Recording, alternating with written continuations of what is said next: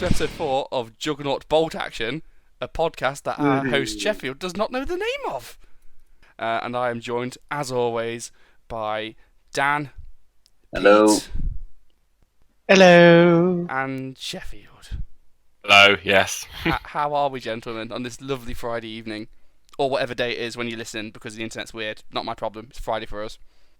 I'm good. Using my tits off. It is pretty cold, isn't it? It was -5 this morning when I got up. That is not fun. I've got a picture in my car where it was at -7, and I was all excited, and I was like, look how cold it is, and then I got to work, and like in Chicago it's like -50. I'm like, fucking pussies. Why are you working? It's -7 here.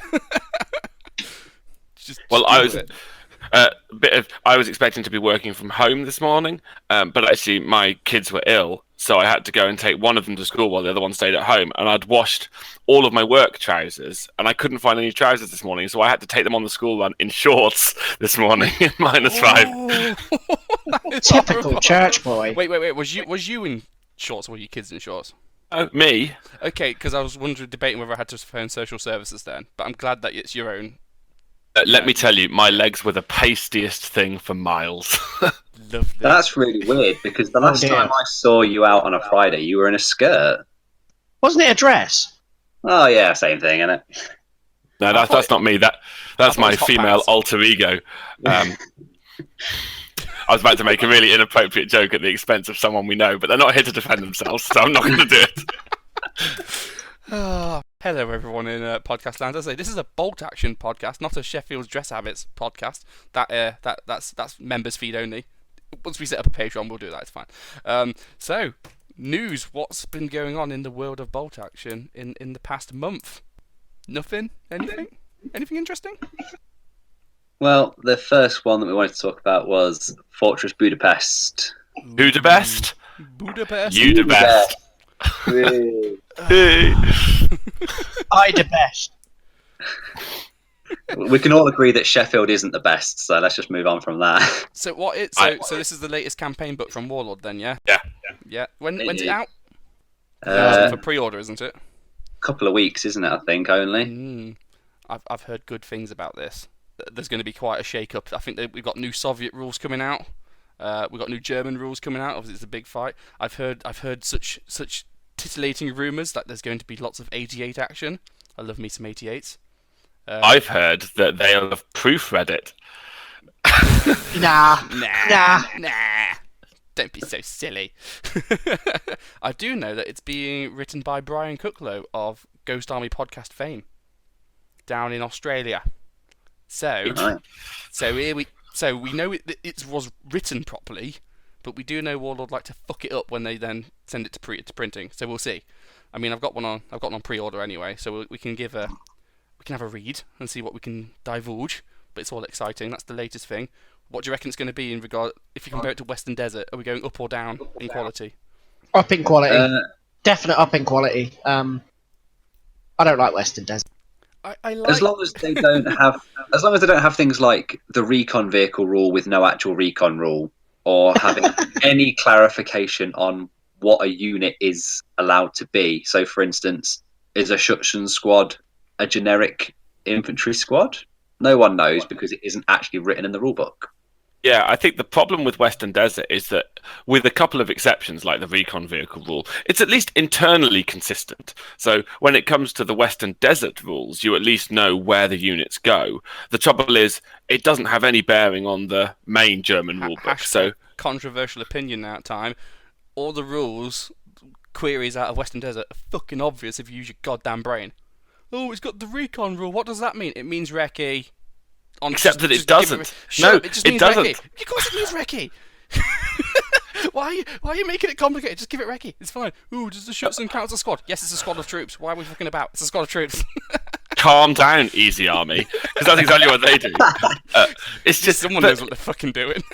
But no, it's like a lot of it. It's obvious, and the rules interpretations are really clear. They're just illogical, or they're not put in there with any sort of sense or thought to them. Like how come certain units can be part of certain selectors but not others when actually they use the same ones, and why they've got a rule that's the same rule repeated under a different name multiple times. Just the whole thing's a bit of a mess. Sounds like as soon as you want to. Shop. No, not that Oh, bad. shots fired. So I think are we quite excited? I'm excited for Fortress Budapest. I want to see what comes out, for better or for worse. Well, the minis are good. The new minis. Yeah. Well, I mean, it's going to affect both my armies because I've got a German army and a Soviet army. So whatever happens, I'll at least get something new. Hopefully. Yep. And you'll More be Soviet fielding options it. for you. Well, It's just more stuff to pack into dual Stalingrad. There's... all I want just to trigger the internet is for there to be another theatre selector that allows you to take a second free unit. That would suit me. What you really want is you want another, a variance of the Stalingrad selector that lets you take dog mines for free. No, they're so cheap. They're basically free as it is. No. I want them to do me an Amplimet with a heavy howitzer HE. Oh, for fuck's sake! Like, it's a really mahoosive Molotov cocktail they put in that launcher. They put some brandy in it, they put some vodka in it, they put a bit of like moonshine in it. They proper go to town. Makes it it's they spread the vodka. They spread the vodka around for those Ampliaments. They didn't just fill it in one. You mean they didn't just have one giant Molotov cocktail the size of a car and then just threw it and that was it? Yeah, that's what I'm saying. It's like those champagne giant sizes. So it goes from like a regular bottle to a Magnum to a Nebuchadnezzar. So you've got a Molotov cocktail that's made out of like the one that's 20 bottles, and it's just the size of a small child. See, that's how they should have won the war. So when the Germans open up their new U-boat and they smash the glass, the wine bottle or whatever against it to celebrate it, if the Soviets just gave them a Molotov cocktail the size of a car and they smashed that against a U-boat, would have exploded. U-boat down, we win the war. It's fine. Let's see. That's how it should have happened. I'm pretty sure if the Germans are swinging a giant car-sized ball of flaming liquid onto a boat, I'm not sure there would have been much of a war to fight. They would have done it themselves. I personally think that the Germans had a taste of the Russian vodka, said it was shit, and that's what turned the war against them. Triggered. I'm quite looking forward to the Fortress Budapest because having only just started my German army, it'll be good to see what cheese is in there that I can sponge off of and put into my Fallschirmjäger. I was going to say, especially when it's Fallschirmjäger, I'm not entirely sure they were in Budapest. Oh, but there are certain units that you don't know about that I obviously do, and you know. Okay, I will bow down to your apparently superior historical knowledge. No, it's just whatever's cheesy. That's it. As soon as it's by historical knowledge, you mean utter bullshit, right? Yeah, they've got the German word. That's about as good as it gets. Okay, before we get any further down that line, what other new stuff we've got?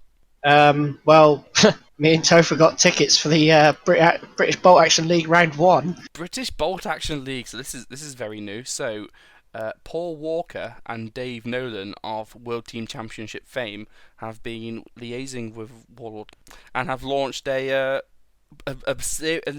series of tournaments, let's say. I'm not entirely sure it works yet. However, there's a bunch of tournaments throughout the country, and all the results go into a single pot. And then I think there's some big prizes depending how high up the pot you go, including like free tickets to the GT. So it's basically a series of quite competitive events, which kind of is right up our alley. So naturally, me and Pete have already got tickets for the first one, as that's in it's in March, isn't it? It's a week after Cambridge, isn't it? It's at Warlord HQ. So that's going to be really interesting. I'm planning on buying my ticket for that as well. Ooh. 15 quid, 3 games and food. I'm well in. Yeah. I mean, it's like 20 minutes away from us in car. We can't complain. It'd be quite rude for us to not go. Plus, with our reputation as competitive gamers, it would be. I mean, it is really someone bad like if saying, we it's didn't like you go. saying I really like chocolate cake, and then someone says, because you like chocolate cake, I've made you some chocolate cake, and you're going, fuck you, I don't want no chocolate cake. So we kind of have to eat the chocolate cake. It's fine. That is our price to pay. Though, why the fuck is it only one platoon? I'm not sure. I mean, it is one platoon of anything you want. I know, but it's just it further makes the Soviets even better. It's 1,000 points. Yeah, it's one platoon of everyone takes a medium mortar, everyone takes a medium howitzer, everyone takes a medium tank. Oh look, they're all the same. Yeah, but the thing is, you're still allowed armoured platoons. So are you? Yeah, so that one platoon, you could be having, your 5 Shermans or whatever, and then the other bloke's 5 like, Stuarts, mate. I've got 1 Piat because that's all my reinforced platoon lets me do. Well, I have got more Stuarts on my painting table, so if I can get what I'll be taking. I mean, Soviet bullshit, I can still take 6 dog mines in a single platoon, But Yeah. the poor British bloke can't. He's fucked. No. Whatever. We'll see. Let's not judge. I already know what I want to take, and I'm going to run it by Paul first because it's mean and horrible. We will go and we will review, and if necessary, we will slag Paul off. But I like Paul, so I won't slag him off that hard. It'll be a nice, gentle slagging. It'll be an honest feedback. Ooh, final news. Well, it's not really bolt action related, but I'm going to bring it up anyway. So, Warlord have released a new game. Dun dun dun. Watch him butcher the name. Are you ready, guys? Warlords of Everywhere. Everywhere. Is that? Remember, have you ever seen the film Waterboy with Adam Sandler? No. Yes. You know the drunk, the real country bumpkin guy that just goes. That's how you've got to pronounce this game.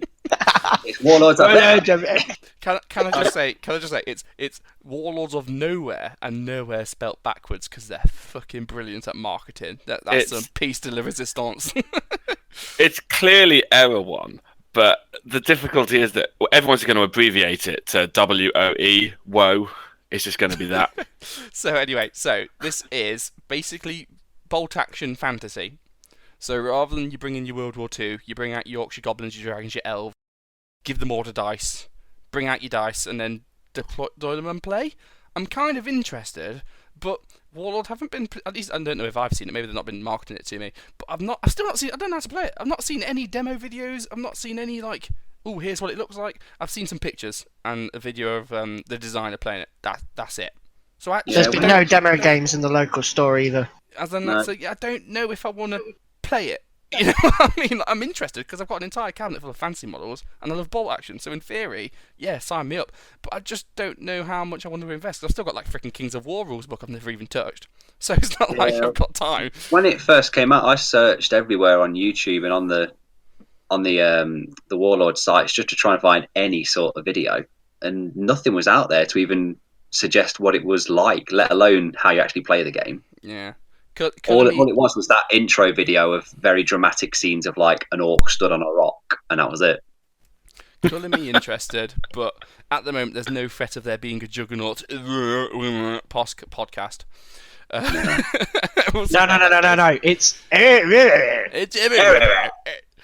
It's fuck's sake. That said, is it still better than fucking Mantica, which is the Kings of War setting?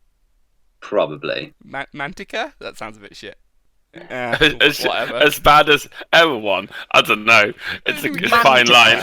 The honesty is it really doesn't freaking matter, is it? Because if I bring out my old lizard men and you bring out your old dwarves, we're playing in the old world in fantasy, regardless of what game we're playing. So it doesn't really matter. But I tell you what, if it's basically bolt action fantasy, part of it with the Fubar rules and morale, I like the idea of going, Fubar, what happens? My wizard's turned into a frog. Crap. I think it's basically fantasy. Gates of Antares, but since Gates of Antares is just sci-fi bolt action, I'm just saying it's fantasy fantasy action. But it'll be D10 based instead of D6 based. So yeah, but Gates of Antares is at least Warlord show that they can come up with a good name. Gates of Antares is a good name. I think you'll find it's pronounced Antares. Okay, fine. I'll abbreviate it as well. I don't actually know that. So Goa or Gay. Gay. Hey, do you want to play some gay? I mean, me and Pete play gay all the time. It's great. Why wasn't I invited to that? You were watching the Liverpool game. Oh, yeah, that's true. You'll never stand alone, giggity. I've never heard that done sexually before. Now I'm not going to be able to hear "you never stand alone" without thinking giggity. Thanks for that. I mean, you can go with "you never wank alone" either. So before Toph makes a dirty joke, an horrible joke that will get us all in trouble, shall we end the intro and go somewhere else? Yeah. Cool. Yeah. Okay, guys. What we're going to do is we're going to give Sheffield a second bite at the cherry. Sheffield, have you mastered English yet? Yes, although pronouncing error 1 may have made me go on a little detour earlier, so let's see how this goes. We're now going to talk about the main thing for our podcast today, and our subject is units that are underappreciated. So we're actually going to do a top 10 underappreciated units. Hopefully we're going to have a bit of a disagreement and a bit of back and forth about what they are, but we've sort of built a consensus of 10 units that we're going to go through and give them scores out of 5, or rank them in order from 1 to 10, and we'll get back to you at the end and let you know which units are underappreciated in bolt action. There we go. That wasn't terrible. So, an underappreciated unit is, let's set the rules. What is an underappreciated unit? It's a unit which is better than people give it credit for, and you don't see it as much as you necessarily should. So, it'd be a unit which it's quite good, but it's either quite rare, or it's a unit where everyone goes, oh, that's crap. Well, actually, no, here's why it's good. So, it's the exact opposite of an MMG. Yes. Potentially. So I think if we each give each one a score out of 5, and then we add them together so each one gets a score out of 20, and then we rank it up. Topher does some maths, you will laugh at me, and then we rank them out of 10. Cool. Yep, cool. Right. So Yeah. So number 1 on my list, which isn't necessarily number 1 in the rank, units with the shirker rule. Your favourite type of unit, because you love 27-point Strathbat squads. Okay, let me start off. I bloody well appreciate them. I think they're amazing. It's the rest of the world and the rest of the community and people at other tournaments. You don't see them as much as you should. So the shirker rule is an infantry squad. They're generally inexperienced, and for an extra minus, is it -2 or -3 points? It's minus some points on top of their normal score. -3 points. They get the shirker rule, which means they count pins as double, and they need to take a test to do anything, let alone how many pins they've got. So generally, it makes them really shit at their job. Why the fuck would that be a really good unit? Because they're cheap as balls. Cheap as shit. Well, if people had listened to our last episode, which was our German review, both Pete and I did dirty lists, and in both of our lists, we both included 2 medium-sized squads of the Shirker squads, which were the Ostruppen, I think it was, just because you have 2 shitty squads just to go down objectives, and their only role for the entire game is just to go down and do fuck all, and they're like 40 points for the entire set. Yeah, I agree go completely. down, annoy your opponent.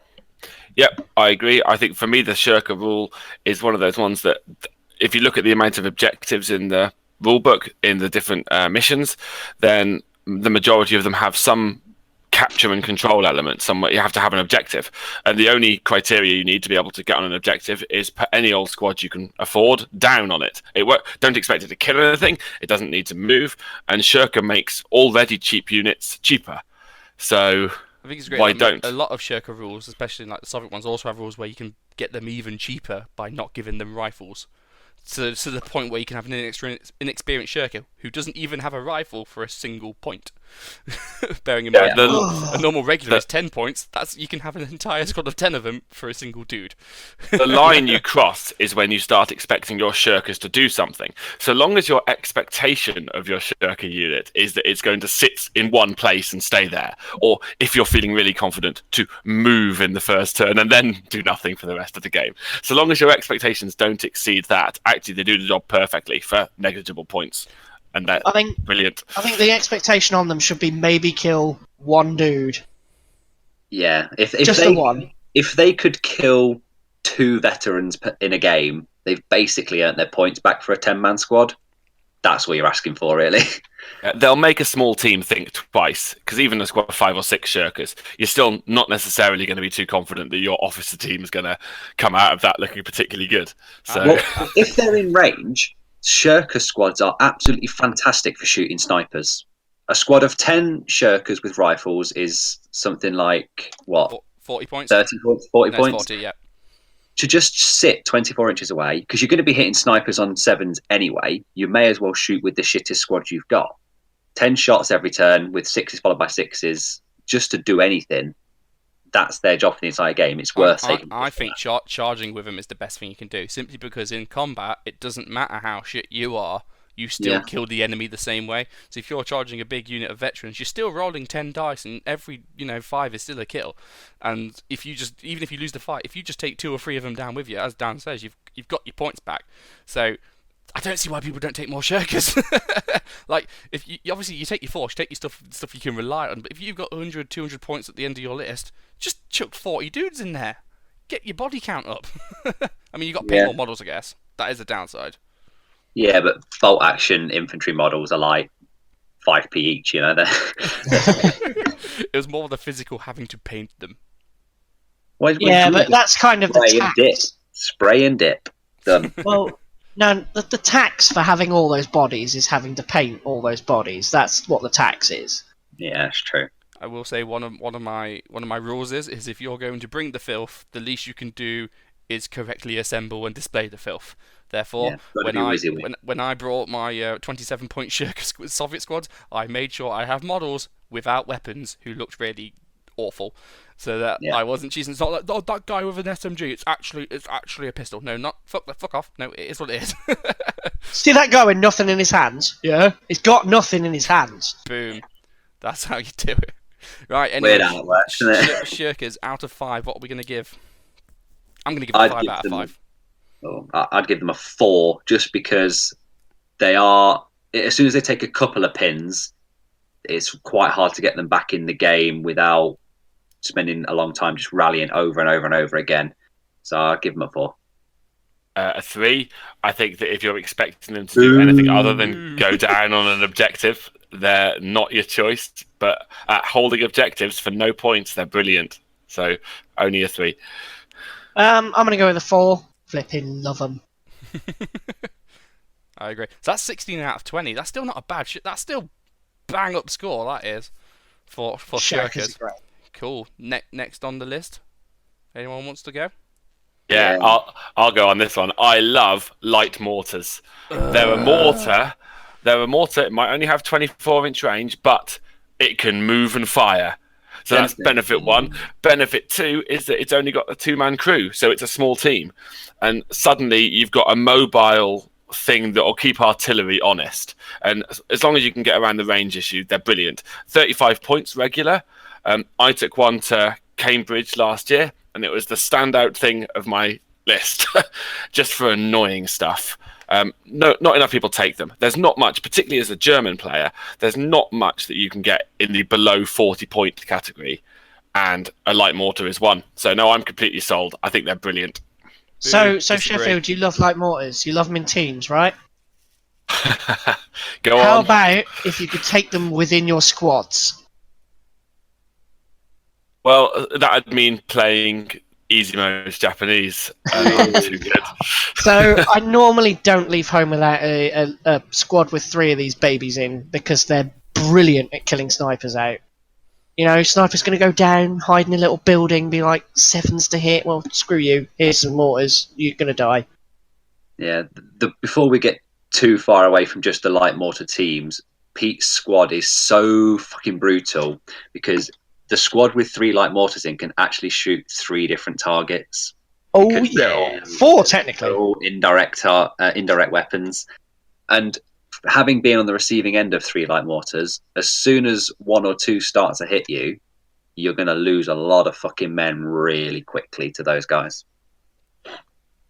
Fantastic at digging out veterans, killing snipers, shooting technically 4 different targets, 3 different targets with light mortars, and 1 different one with the remaining rifles. It's great. Yeah, and as soon as you've lost 2 or 3 dudes from that squad, you don't give a shit, because your light mortars, you're only going to be zoning in anyway. You don't care about the -1 to hit.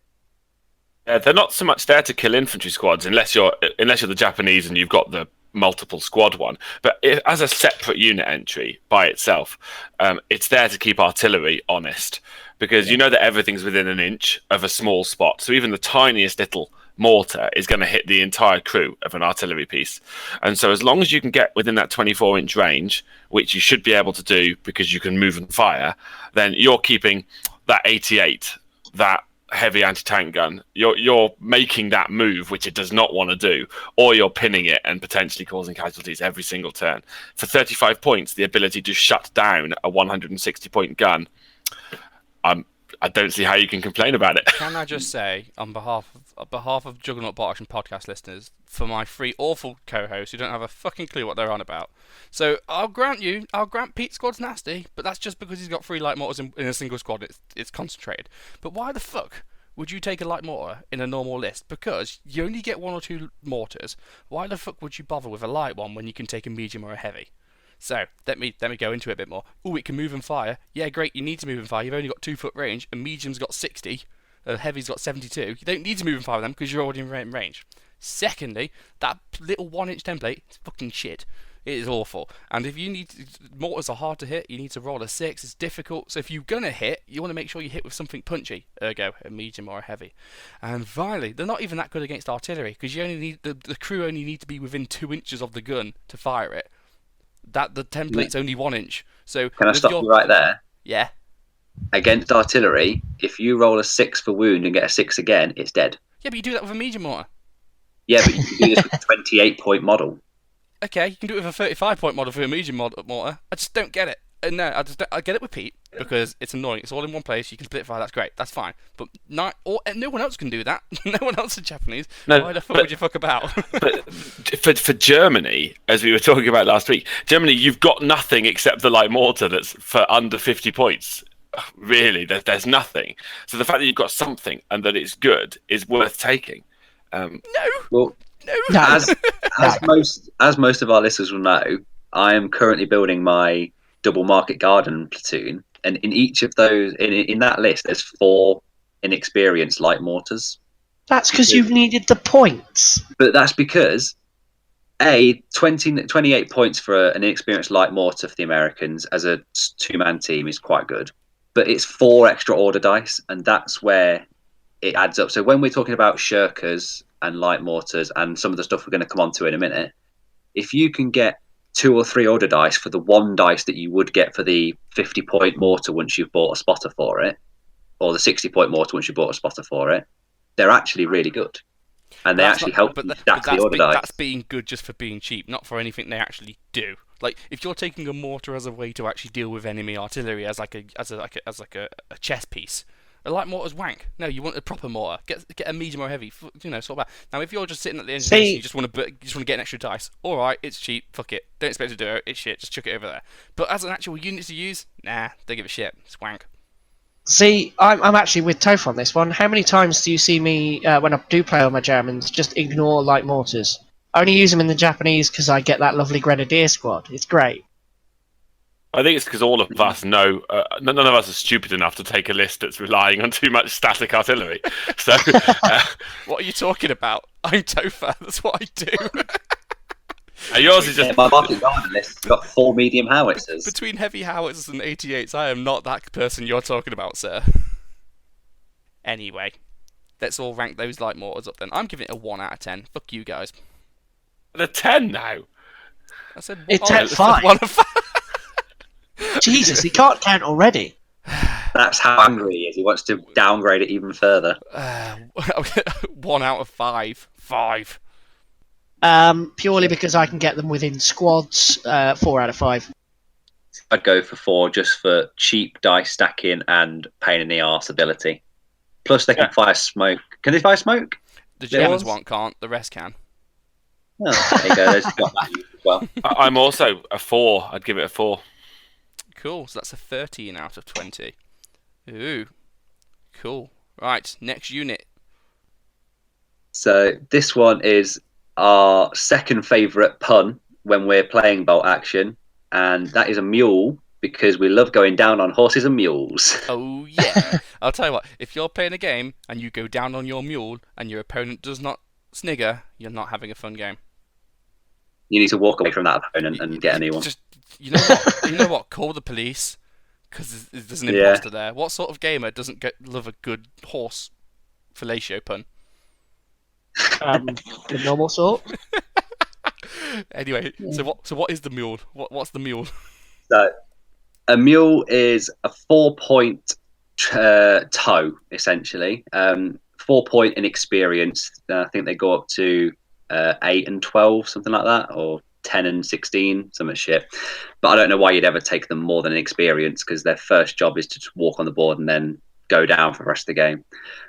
They can only transport, is it light guns and light artillery? Yeah. And when you unload your artillery, you get a pin for essentially being disassembled, and you have to put the gun together once you've got it off the back of the mule. And I think you also always have to take an order test, which if it's a double, the mule tells you to do one. Yeah, the stubborn as a mule rule, which is a pain in the arse, but it's not going to affect you that often, really. And once you've got it on the board and you've dismounted the artillery or the gun, it's literally got no job for the rest of the game. It's as simple as that. I think it's slow when it tows as well, so it can only move 6 inches. And there's another rule that I'm forgetting as well, which makes them... Oh, they're very soft skin. So they're 3+ vehicles, so they are killed as easy as inexperienced infantry. So are these available to anybody? Vehicles. Yeah, they are generic generic transports and tows. They're in a couple of the campaign books. So I think they're in things like the Pacific Theatre Selector book, which is the Empire in Flames. Out on that one. That's the one, the Empire in Flames. I think there's one where they're in the desert. I think it's the Italian or the Western Desert campaign book. I think they're in there as well. So they're generic tows for everyone. 4 points inexperienced. You can't go wrong. I don't have much to say about this other than, yeah, it's 4 points and it's an order die. And I do think when people say, oh, should I take a medic? Oh, well, it's a cheap order dice. No. You know, you can get like eight mules for the price of a medic. Obviously, you need the slots in your platoon. It's not as easy as that, but it is so cheap. It's the price of an SMG and a little bit for an extra order dice. And we've banged on about how important it is to have dice in your bag to allow you to get the unit out at the right time. You know, I just don't get why people don't take them more. Because if you have room at your list and you've got that slot, why wouldn't you add one? It's the same price as a Shirker. Yeah, a lot of people take guns like the medium howitzers or light howitzers, medium AT guns, stuff like that, and they don't take a tow for it because they can run it on with the infantry. If you've got 10 points left at the end of your list, instead of adding a regular do to a squad, stick a couple of mules in there, or stick a mule in there and then a couple of SMGs on your squads instead. It will be a lot more effective. I mean, if you're taking a medium, you need to play with the horse, not the mule. But yeah, I get your point. Wow, you don't, because you don't even have to use the mule because you can still run it on with the infantry. You can just take the mule as an order dice. It's a bit gamey, but you can do it. It is interesting that you could take a mule as a transport option in an armoured platoon. So you could have your 5 recce jeeps running around, just moving at 1 billion miles an hour. Meanwhile, you've got Eeyore at the back, who isn't feeling very happy today, and then just goes down the whole game and dies in the right location. Plating on it, though. You've got to put armor plating on it, and then it'll look like an FT17. No, you got Donkey at the back looking for Shrek. Right. I don't think we've got really much to say about the mule, other than it's fucking cheap. It's an order dice. If you just have 5 points left at the end of your list, why wouldn't you bother? I'm gonna give it a 3 out of 10. Not because it's not good, but because I think it's a bit obvious. At least it is to us. If that makes sense. Again, it's out of 5. Did I say 10 again? Yeah. Oh, for fuck's sake. 3 out of 5. No wonder you can't do that. 3 out of 5. Just for the listeners at home as well, Topher is probably currently looking at the notes that he's written for himself, where it says score out of 5. So, I'd give it a 3. It doesn't sell me either way. I've got nothing to add to what the others have said. It's a mule. It does exactly what it says on the tin. I was trying to think of a mule-based pun. I almost said hoof. I feel like you're being very cruel about the mule. I'm going to be crueler. I'm going to give it a 2. What? It's got no use other than being an order dice. I'll give it a 3 just because it is an order dice, but apart from that, it's not got much utility. Cool. 11 out of 20. Cool. So we're going off the generic units now and going a bit more... what's the word? A bit more specific to certain armies, and that is the Ram Kangaroo. Or the Priest Kangaroo, if you're going to save points. However, it is a transport option for the British and Commonwealth forces, and it's basically a transport in the manner of like a Hanomag or that, except it's a fucking tank.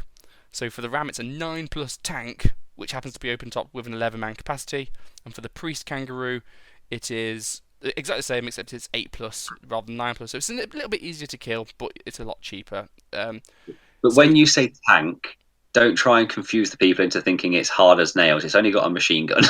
But it is armor 9+.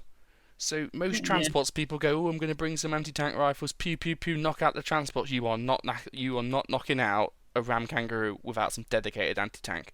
Yeah, you can pin 9+. but you're not knocking it out. It's still going to be there. And you know what? I fucking love using mine. They are so great. I do not know why people don't have more.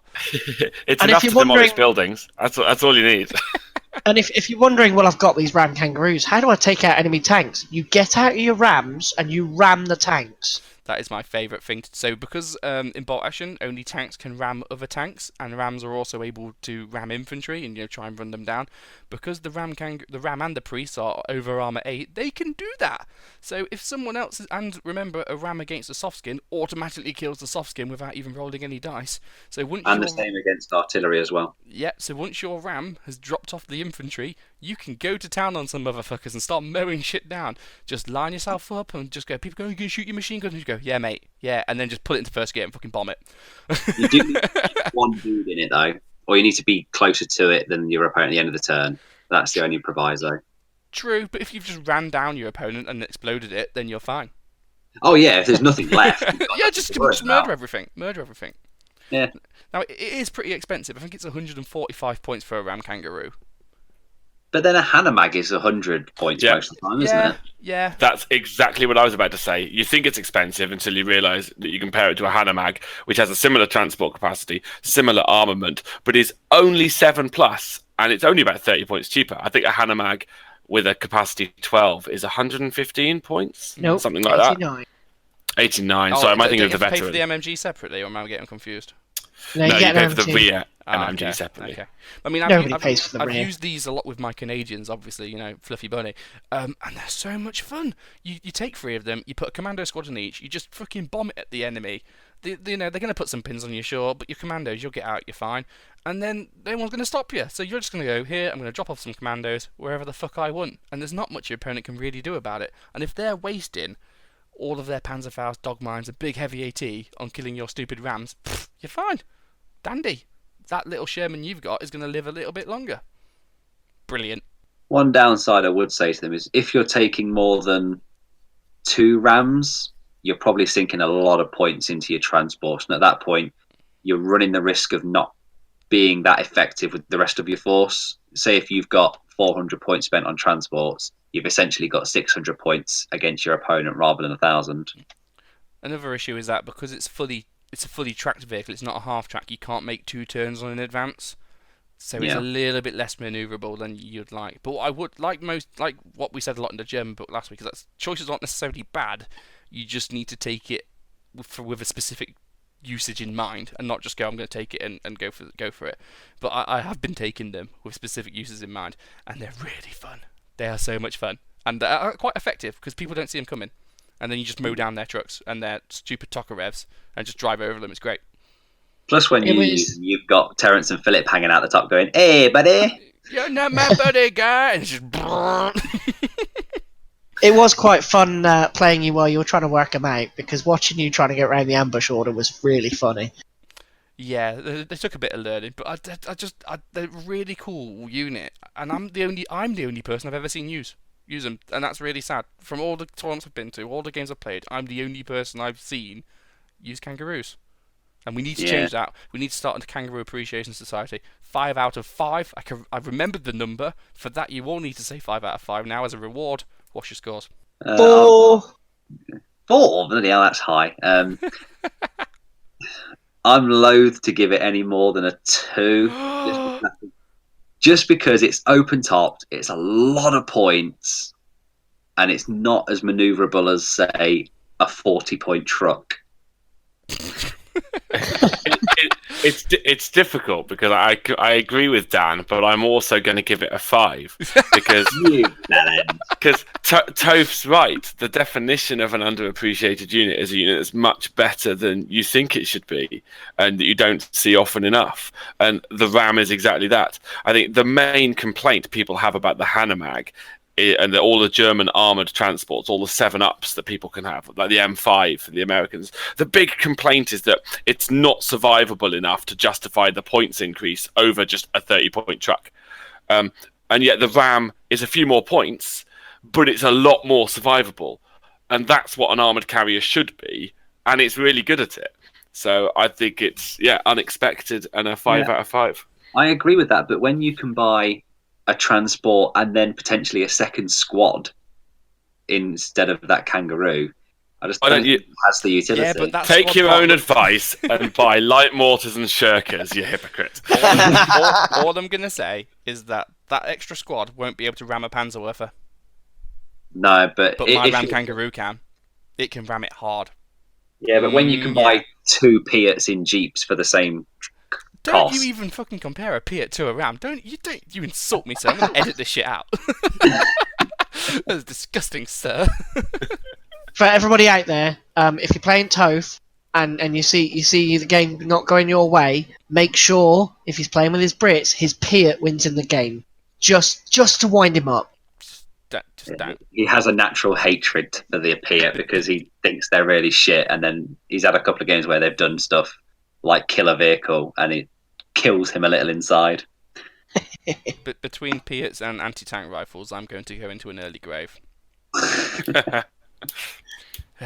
Right, next option. Well, it's the Lorraine Carrier. The Lorraine What was Carrier. that? So the Lorraine Carrier is Pete for you. Is that Frenchy thing? It is a French armoured carrier. So it is 7+ half track. So the trick with this one is that it's fully enclosed. Is this the one that Ian takes with that weird tent thing on the back? Yes. The model's a little bit too It's the small, so truck. it looks like a Matchbox car. It's the caravan, yeah. With a little trailer on the back. It's the one that can hold like 50,000 men, isn't it? It is a clown car. It is brilliant. So, it's basically the French version of a Hanomag. 7+, 12-man capacity, but it's fully armoured. Which means, ladies and gentlemen, that you cannot pin it via rifles. You actually need proper anti-tank to kill it. So, that means that by the time you actually get your troops up to the middle of the battlefield, you just jump out and suddenly you've got 12 vets there who are about to kick ass and they've got no pins on them because you've been able to get there unsaved. How cool is that? The only person I've ever seen use one is our good friend Ian. So what's going on? Yeah, having 12 Moroccans jump out of it and rape you is quite harsh. It's like 100 points. Yeah. It's in the price range of a Hanomag. I don't have the book to hand. Yeah, for the survivability of it, the 100 points is well worth it. Just because against rifles with things like Hanomags, a couple of stray shots can really ruin your day if your squads inside have got 2 or 3 pins by the time they get to you. But for this thing, you've not got to worry about it at all. I mean, you have got to worry about, it being the smallest thing ever and having a little truck with it. Hey, you can hide behind your mule. I was going to say, you can get hard cover from a mild brick wall. That's how dinky it is. This thing's like the smart car of World War II. No, I've seen the smart car of World War II, and you don't want to know. I just think it fits very well with the French because they can take some nasty infantry between their like Moroccan Goumiers, all those veteran tough fighters, and you've just got a really reliable way of delivering them into your opponent's face. So I don't see them, and I don't get it. They should be. I'd love to take a fully enclosed carrier in any of my armies just to avoid the pins on the way in.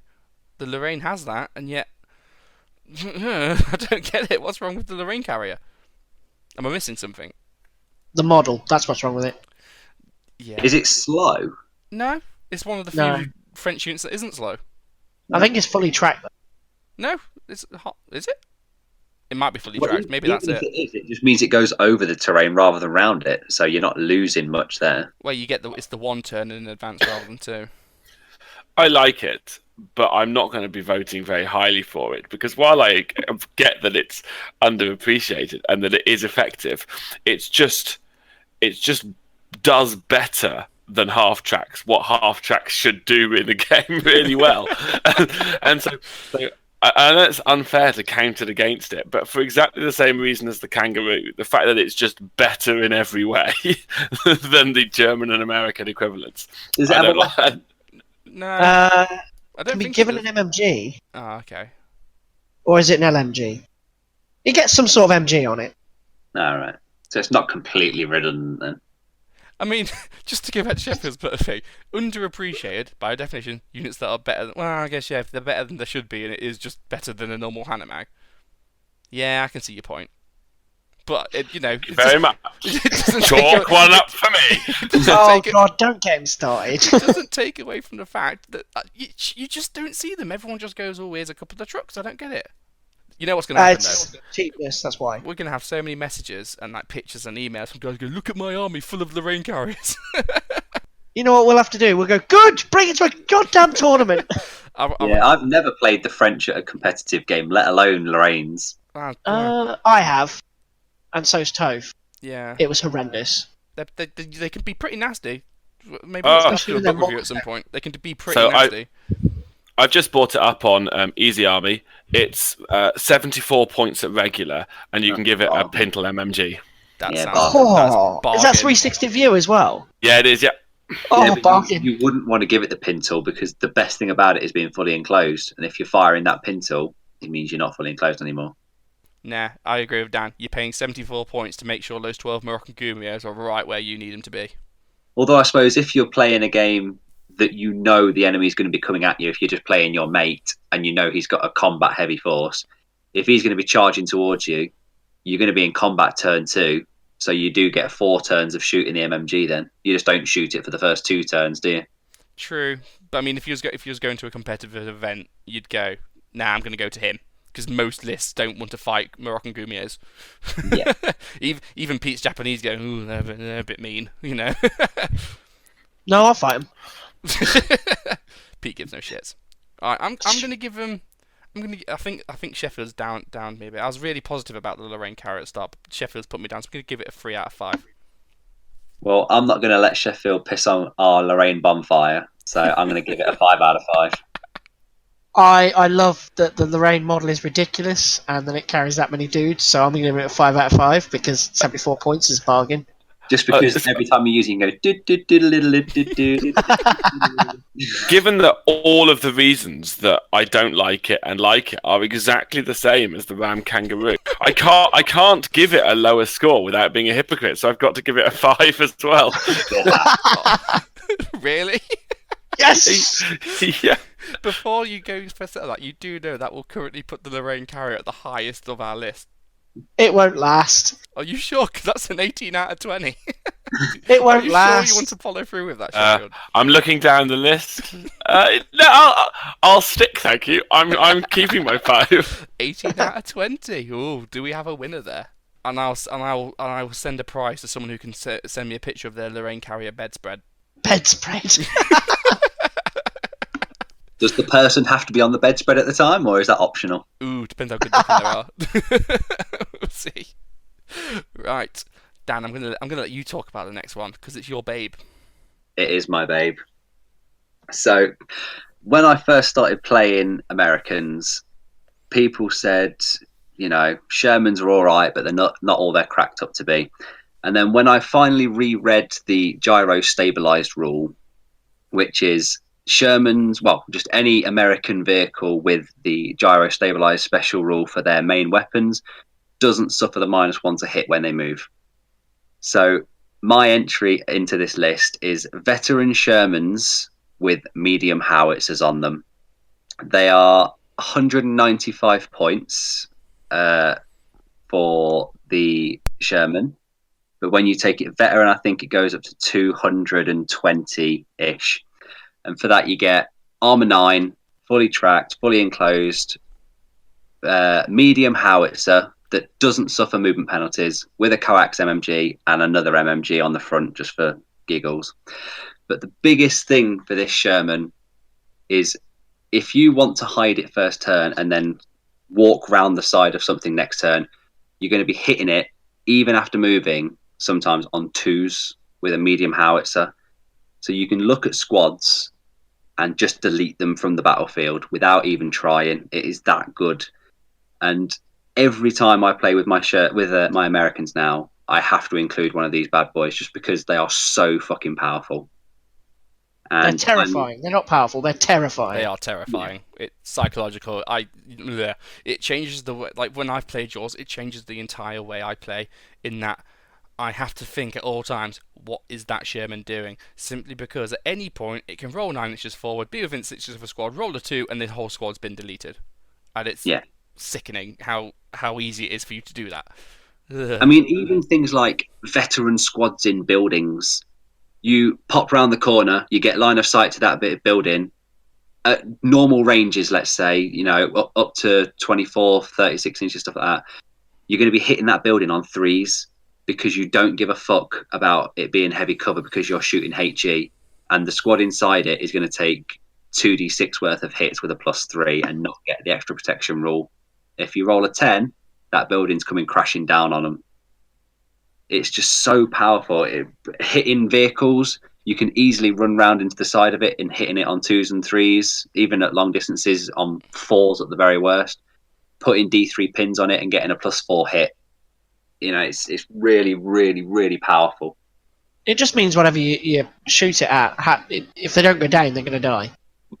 Yeah, it's pretty much a guaranteed. If they're not reacting to it in some way or hiding, you're going to get a hit pretty much every turn. It's that reliable. The only problem I foresee with it, and is it a problem? I don't know. The problem is to get the most out of it, you want to get it within 6 inches because nothing's ever as reliable in bolt action as hitting someone on a 2+ with a medium howitzer. It's about the most reliable weapon you can get. But to get that close means you're in Panzerfaust range, you're in Piat range, you're in countercharge range, and obviously you get to go first because you just drive up to them and then hit them first blast, and if they did go down, they're not shooting back anyway. However, if for whatever reason you fuck up, you're very likely to lose your Sherman.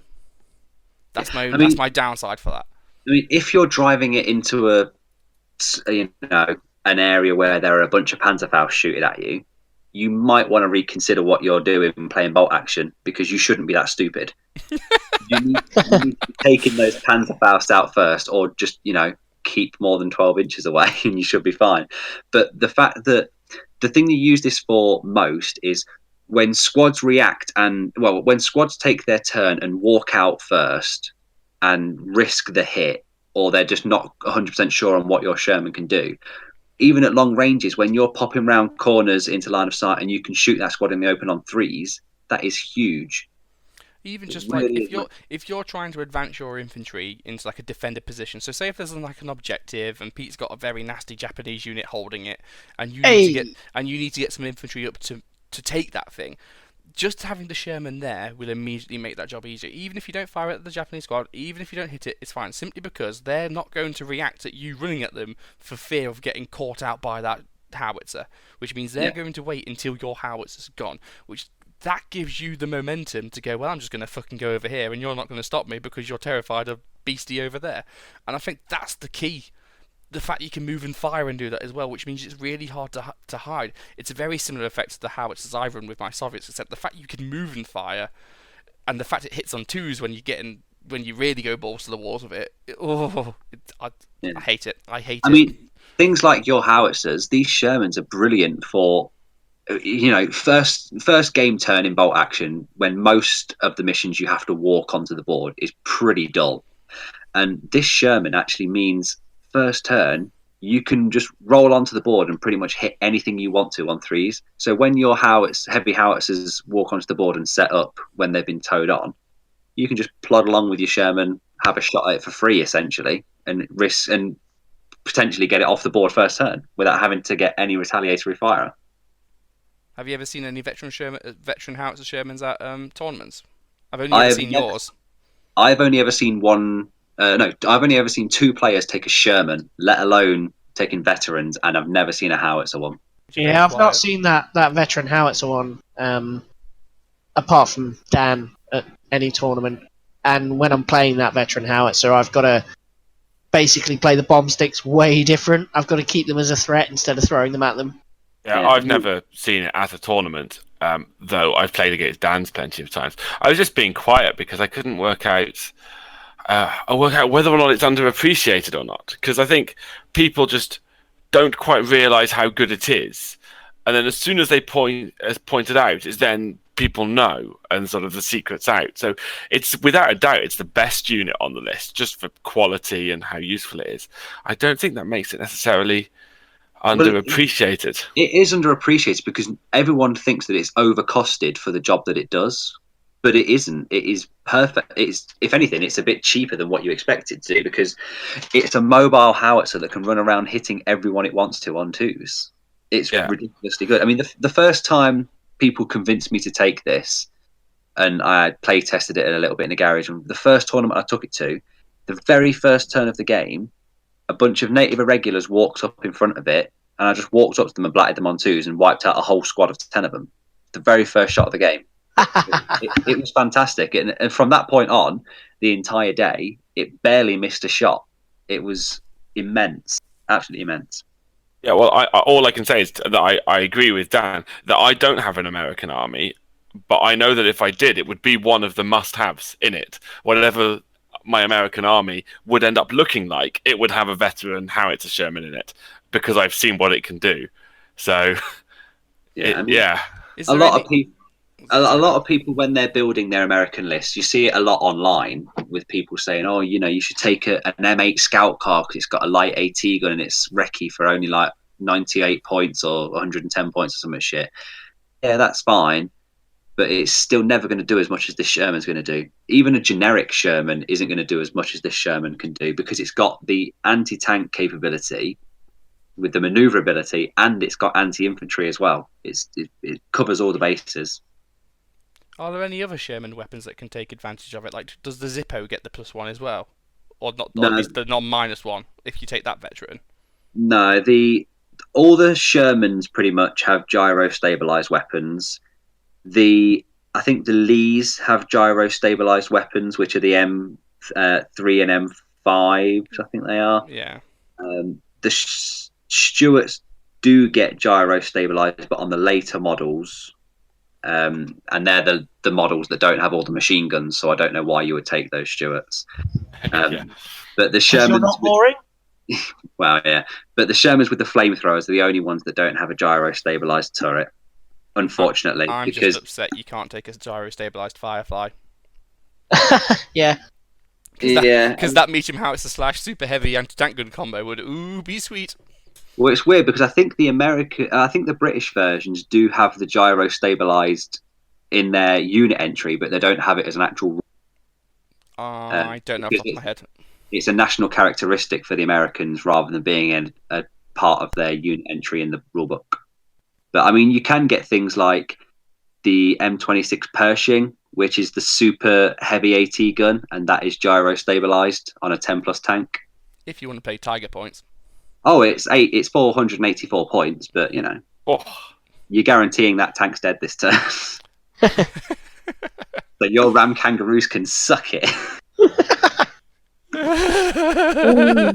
Yeah, no. That said, I'd love to ram one of your veteran Shermans with my Kangaroo and kill it. That'd be great. Yeah, that's fine, because I can shoot a howitzer at you first. That's a really weird euphemism between you two there. I mean, we are gonna go and fuck later. It's fine. Yeah, it's fine. It's fine. So Dan's giving the veteran Sherman a 5 out of 5. Who else is giving it points? For pure, I'm terrified. Well, it changes my game immensely. 5. Yeah, it's amazing to the point of quite honestly being a little bit broken. It's a 5 for me as well. I'm not going to give it a 5. Ooh. Simply because I'm still a little bit cautious of how close it has to get really, really good, if that makes sense. Like the same is true of every vehicle. It is the same as true, but that's my devil. I mean, I'm giving it a 4. I'm still giving it a good score. It's just not going to the 5 for that reason. One thing I would say is it's not the 2s that you need to worry about with the veteran Shermans. It's when you're walking around for the first 3 or 4 turns and you can hit everything on the board on 3s. That's the real strength of it. The hitting on 2s once you get within 6 inches is just the nice bonus to have late game, where you can potentially remove the squad off the objective that you need to go and capture. But it's the ability to kill everything on the way to that point that's really powerful. This is one of my favourites. Go on, then. So I'm kind of cheating in that this is a unit for the top 10 most underappreciated units, and this next option isn't a unit. It is. Well, we'll just say any unit that can do this. Okay, so what it is HE weapons. So that would be howitzers, mortars that can fire smoke rounds. I have only ever seen one person in a tournament fire a smoke round, and that is me. Did you fire it out of a Nebelwerfer? I may have fired it out of a Nebelwerfer, which is German for smoke launcher, and therefore is historical, my friend. So, smoke gets a lot of flack, simply because, and I do understand... It doesn't have a flak rule at all. Okay. But, I mean, it does look like flak. I mean... Yeah. Technically, the 88 is a flak gun which can fire smoke, so shut the fuck up. Oh, yeah, that's true. Yeah. Anyway, so smoke gets a lot of disenfranchisement from the user base.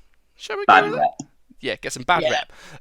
Because the rules got a bit of a nerf since first edition, simply because so the way you fire smoke with your mortar, with your house or whatever, is that you pick a point on the table and roll a dice, and on a 6 you get to place the smoke there, and on anything else your opponent gets to place the smoke within 12 inches. So from first look, it's just really bad. It's never going to hit, so it's a waste of time because your opponent's going to block you off with it simply because you're going to miss and he's going to put it in a place that's going to screw you over. My counter argument to this, however, is that when you do place the smoke, you cannot place the smoke on top of other smoke. Therefore, if you fire enough smoke, you will eventually reach a point where your opponent cannot place it anywhere, and then you will gain your goal. Now, obviously, who has that much smoke to fire? Well, Pete's light mortar squads do, because he's got 3 of them. You know, if he takes 3 of those squads in an army, that's 9 light mortars of smoke a turn. Nothing's going to see through that. Each one of those, I think, is a 5-inch template. You're blocking off entire areas of the battlefield doing that. And with multi-launchers is my favourite, because each time you fire a multi-launcher, you get D3 smoke blots, each one 5 inches across. So even if your opponent misses, that's still some really big areas you're going to block off. You know, I've played games with these guys and they laugh and go, oh, well, you know, I get to place it. So, oh, wait, where do I place it? Simply because, you know, when you consider what it is dense terrain. You cannot see through it, which means you can't shoot through it, you can't charge through it. It utterly changes the battlefield. And if you are clever with where you place it, you can make sure that you're going to fuck up your opponent's favourite units. Just an addendum before we carry on. The light mortar is a 3-inch one, not a 5-inch. Sorry. Yeah. It's the heavy mortar's a 5-inch, isn't it? Yeah. I'm just going to go right in there, and I'm going to say I agree completely. As an effective unit, no, it's useless. 1 out of 5.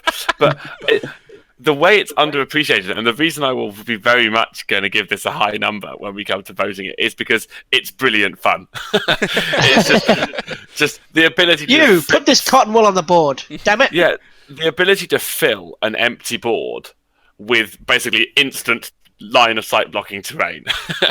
It's chaos, and it fundamentally changes the way a game plays.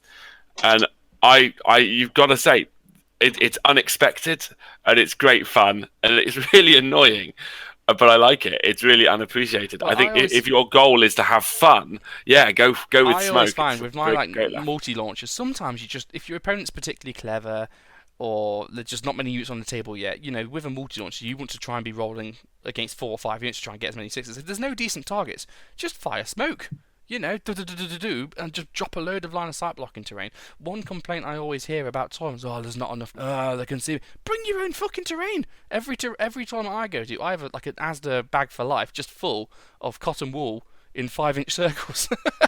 So if I go to a board where there's not enough terrain, I'll bring my own. It's fine. I don't care, because if you just keep firing enough, your opponent will place it. And you know what? Even if your opponent places it, sometimes people are morons. I'm a moron all the time. The amount of times I've blocked off my own line of sight by being a moron and placing something in the wrong place. People do it. You're making people think, and if you're making people think, people have the potential to make mistakes. I really think this is underappreciated. I think you need almost 2 scores for the smoke rounds. I think you need 1 score for an opponent that's playing a gun line and 1 score for an opponent that isn't playing a gun line. Because against a gun line army, it doesn't matter if you hit or not. As long as you place it in the right point, you're going to get a good coverage with the smoke that has been put down, especially if you're firing Nebelwerfers that do the 5-inch templates. They're just horrendous. Yeah, and it's stupid. When you can It's massive. when you can potentially put what, a 15-inch line across the board that's not been able to see through, that's huge. But against an army that is going to be maneuvering and coming towards you and walking through the smoke and not getting hit at all, I think its effectiveness is drastically reduced just because she's not going to be blocking much. It's not going to be reducing much of their capability. So it's, you know. I mean, one going back to the opponent placing it, even if your opponent has to place it, if you've fired your multi-launcher and you've rolled a 3, so you're placing 3 templates down, that's still at the bare minimum, that's a triangle with 3 10-inch 10-inch edges of pure line of sight blocking terrain. That is huge. You know, so Well, you've got the 12-inch bubble, you're going to fill a quarter of it just from a single volley. If your opponent's been really dense and he's castling in a corner, if you aim for the middle of that castle, he literally can't put the smoke anywhere other than in his line of sight. So you get a free turn of walking up. As a person who brings artillery that people whinge at and don't like playing, who cannot move his said artillery, if I was playing a list which had 2 multi-launchers and their first barrage was 6 bloody 5-inch templates in my line, I'd be fucked. Categorically fucked. Hey, the way I've countered those howitzers before is just by unloading smoke on you. Yeah. You fire enough, you will get that 6. We could almost go back and rescore the light mortars based on just having smoke rounds, because taking 2 or 3 light mortars in a force that just puts out loads of smoke every turn, regardless of whether it hits or not, is actually quite useful. Unless you're German. And they can move and smoke. Unless you're German. They're not allowed toys. Yeah. They've got enough Germans toys. get enough toys. Well, they just take a platoon of 5 Panzerwerfers and put 5d3 smoke rounds out a turn. Don't be putting ideas in people's heads. Just sounds hilarious. Just the size of the Asda carrier bag of cotton wool I'd have to bring around to every game. You could literally cover the entirety of the opponent's deployment zone with that, because you can't put one on top of the other. So if you're shooting 15 odd templates a turn, you just cover the whole board and just walk up for free. Shoot one spot, move 6 inches across, shoot that spot. It's definitely not God's gift to bolt action. You know, it's not as reliable as I am singing its praise, but I know it's definitely not that good. But it is a tool in the toolbox, and the amount of times I see people where, you know what, actually, you'd probably be better firing smoke, and they just don't bother. And then, you know, they go, oh, there wasn't enough terrain, oh, stuff can see me, oh, it just shot me first turn. Well, that was your chance, and you missed it. Well, with good placement of your initial shot, and you know, if your opponent's not been brilliant with his deployment or manoeuvring of his stuff, it can be a game changer. Smoke rounds, mostly because they dwell, don't they? They have a chance to move around every. They have a chance to disappear. They have a chance to move. All the smoke on the table moves in the same direction, and they have a chance to stay exactly where they are. They only leave on a 1+ though, on a 1 on the D6 though, so they actually they stay for ages. Yeah. So if you can get a couple of turns of just laying down loads of smoke, and you've got a combat heavy army, you can actually get pretty much your whole force there without getting touched if you get lucky with those smoke rounds not being blown away. There's a couple Japanese tactics of unleashing smoke with a couple grenadier squads and then spamming a whole ton of bamboo fighters. Do you know what would be really powerful, Pete? If you could take it with your platoon that allows you to come out of tunnels halfway up the board. No, you can't take the grenadiers in them. Oh, can you not? No. I will say that before we move on is anyone who's British or just taking forward artillery observers, there is a smoke option, and the good thing about that is it's a big bubble, it's a dinner plate bubble, and you do get to place it. Your opponent doesn't get to place it. So that was 10-inch wide by memory. It's pretty damn big. So if you don't have a good shot for your artillery, if you're only going to hit 1 or 2 units, not really worth it. Fire smoke. You know, say where do I want my army to go? That's the point I'm going to go take. I'm going to put a load of smoke there so he can't shoot me, and I'm just going to run at it. You know, combined arms. Or we're there going, he's put both his howitzers there. Block that line of sight. Precisely. You know, look at me. If I've taken 2 heavy howitzers, would you prefer to put a pin on them for a turn, or would you prefer to block their line of sight for the entire game? I can tell Block you which line one. of sight. Be funny. I can tell you which one I wouldn't want to play against. Just to watch your face when you realise you have to move them. I'd go and shake my opponent's hand. I'd be like, well done. Yeah, and then if you can get rid of your spotters as well, then you're really having a bad day. Well, even with the spotters, at least then I'm only hitting on 6s. Yeah, Which is so much better than. And then it's got a minimum range of 36 as well. Yeah. Oh yeah, that's true. Yeah. Yeah. I'm going to give Smoke a 4 out of 5. I'm going to echo that 4. Fantastic. I'll give it a 3. I think. Yeah, they're useful, but they're a little unreliable. Exactly the same. A 3. It's fun. It's not good. Okay. Right. Pete's favourite unit in the game. It's crap. 1. What's crap, Pete? Fucking terrible 17. Is that FT17? Yeah, the fucking terrible. It's French, Pete. It's the fucking terrible 17, actually. Terrible. So it's who can use it? The French can use it. The Chinese can use it. The Polish can use it. I think half the Allied armies can use it.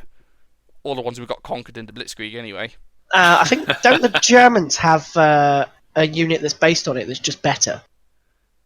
I don't know. Anyway, Probably. Let's talk about the classic, the original. The FT17 is a 35-point tank. It is 7+, fully armoured with is it a light machine gun or medium machine gun? It's a light, isn't it? It's got a machine gun on it of some variety. I think it is light, yeah. It's one-man turret, which means it is stupidly unreliable at moving anywhere and firing at the same time. And it has the ridiculously slow rule, which means it can, under no circumstances, ever move more than 6 inches, even on a road. No ifs, no buts. And for the grand total of 35 points. I'd rather take an inexperienced MMG team. Oh, you're so wrong! You're so wrong! They're brilliant! I'd rather take a regular light mortar. They're so good! They're so bad. The thing, it's a 7+, mildly movable pillbox with a machine gun on it. It's for not 35 movable at all. It will move 6 inches and still fire. It's perfectly valid. Can you imagine playing double envelopment or something? You're not taking it at 35 points because it's. You're not taking it at 35 points because you're taking it veteran to avoid the one-man turret rule. No, you don't. No. You take it 35 points because you got room at the end of your list. It's 7+ armoured, so like small arms can't kill it. You need tank grenades to actually kill it, which means someone actually has to dedicate anti-tank to remove this thing. It is brilliant. No. People whinge about MMG teams being awful. Put them in an FT17 and they're brilliant for 15 points less. No. Dan, you're very quiet. What's your opinion? Save me. I think it's almost, now you might change your mind on this, Topher, as soon as you hear me say this. It's almost as good as the BMW R75 bike. No. Now hear me out. It's a mobile machine gun. It's very fucking cheap. It doesn't have the maneuverability that the bike does. It doesn't have the recce and the goodness. It doesn't have the extra shots because it's not German. Or the But speed. it's fully enclosed. That is such a good thing to have fully enclosed, because most vehicles that you think of when you say, right, I'll take a machine gun that's maneuverable, you think of an American or British Jeep with a machine gun on it. You think of the R75, cheap, 40-point units with a machine gun. They can all be killed by rifle fire. This can't, and it's cheaper than those options. So I think it's a very good choice. I think if you've got to take them, you have to spam them in a tank platoon and then have a separate platoon that does the rest of your killing. But I think they're a valid choice. You can take a platoon of 5 of them for less than 200 points. Yeah. That's the key bit. Yes, I know they're shit, Pete. It's fine. I understand they're shit. but so are Shirkers, and we gave them a really good score because you're not just taking it to kill stuff with. You're taking it for what it is. You're having a tank, and if you've got 35 points at the end of your list, or even 200 points at the end of your list, why would you not take one? Because Shirkers. If you think about most missions, where you've I got can take objectives with Shirkers, You can deny objectives with FT17s. Yeah, it's exactly what I was just going to say. If you can get there. If you've got the key positions one where you've got 5 objectives, just drive one onto each one, and then you have to try and get it off. And it's a fully armored tank that you can't get rid of. But if they're in the middle of the board, it's going to take you 4 turns to get there. Yeah, but it's a 7-turn game, Sheffield. You got time. I just can't get over how we're trying to justify this. They're awful. They're awful on every conceivable level. If I turn Average up and game is 6 turns, right? They're Yeah. going to get 36 inches in a straight line, and that's if there's nothing in the way. they can't even get off the other side of the board. That's how bad they are in a 6-turn game. Okay, we have actual evidence for this being good. 2 years ago at Cambridge Too Far, the list that came second was an armoured platoon list that had 10 of these fuckers, and he came second at Cambridge. Beat 80 odd other people, coming second. Why? Because he just brought the 10 tanks on, fucked about for a bit, and then the last 2 turns brought all the inexperienced dudes on trucks, capped objectives, and won every damn game. He actually pissed off the Gurkha player in his final game so much that the Gurkha player stormed off for playing a cheesy list. Well, it sounds like the FTs did nothing, and the inexperienced infantry did all the work. So, who cares? They won. They won. And those inexperienced infantry wouldn't have won if the FT17 hadn't fucked about for the first 4 turns. It's a good unit. I will not be convinced. I wouldn't put it in the good so much as annoying. I think it's an annoying unit to face, but it's not much more than that. I don't think it's brilliant, but yeah. I mean, also, It's basically a Peugeot 106 to the Renault Clio. yeah. I mean, if you take 5 of them though, that's 5 armored vehicles the opponent has to take out. Otherwise, they're just going to keep getting pinned. Like as I say, they're I don't know. annoying. If you've only I'll got take a one Goliath tank- before I take an FT17. if you've only got one anti-tank, if you've got one Panzer IV and that's supposed to be your anti-tank and that's all you've got, you're never going to deal with 5 FT17s. And you can upgrade them to have light AT guns as well. So you can fire back and win a fight versus Panzer IV for like half the price. Apart from most of the time, you can be hitting on shocking numbers because you can't get close enough. To me, they rate in the same category when I'm considering them, like as the terrain itself. Do you know what they're really good at? And that's truck killing. If they're really good at just moving 6 inches a turn, just picking on the enemy vehicles that have got all their transports in, things like jeeps with flamethrowers in, things like Dodge trucks or just generic trucks with all their infantry in. Just have 5 of these fuckers in a platoon, drive them on, just keep shooting those trucks until they're dead, and that's what they're good for. I think objective missions was a good shout as well, because if you're playing like point defence, just put a tank on each objective. They've got to kill the tank to claim the objective. I hope they bloody brought AT. Oh, did you not bring enough AT? Oh, sorry. You can know what I outflank. mean? You can outflank all 5 of them onto one objective. Yeah, but you need to bring a horn for that. You need to bring a horn to the tournament and then sound the charge of the light brigade as you come on. Look, What happens if you fail your one-man turret? I'm playing against somebody who Next turn. outflanks 5 of those, I'm conceding and letting them have it because that's amazing.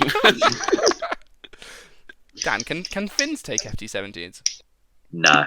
No, Finns have brains. I was going to say, I'm sure they'll have some bullshit outflanking rule if they do. Nah.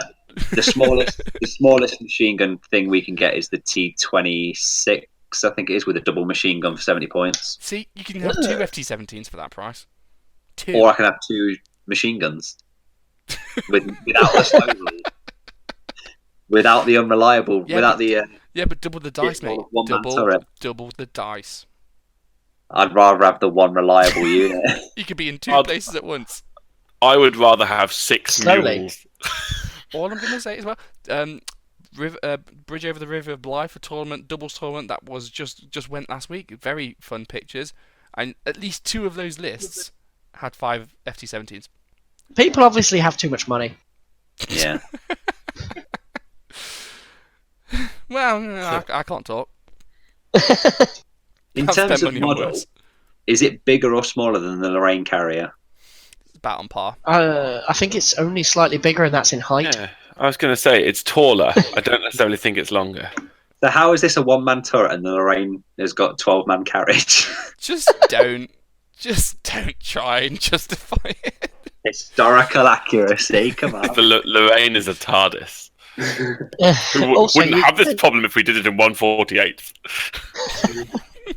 Don't start. Oh. Don't start. Right, I'm gonna give the fuck twat 17 or whatever Pete called it The fucking five. terrible. I'm giving it a 5 because that's how I rolled.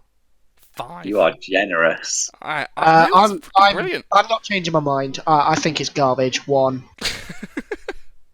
I'll go 3. Middle of the road. You sound so disappointed the way you say that, Dan.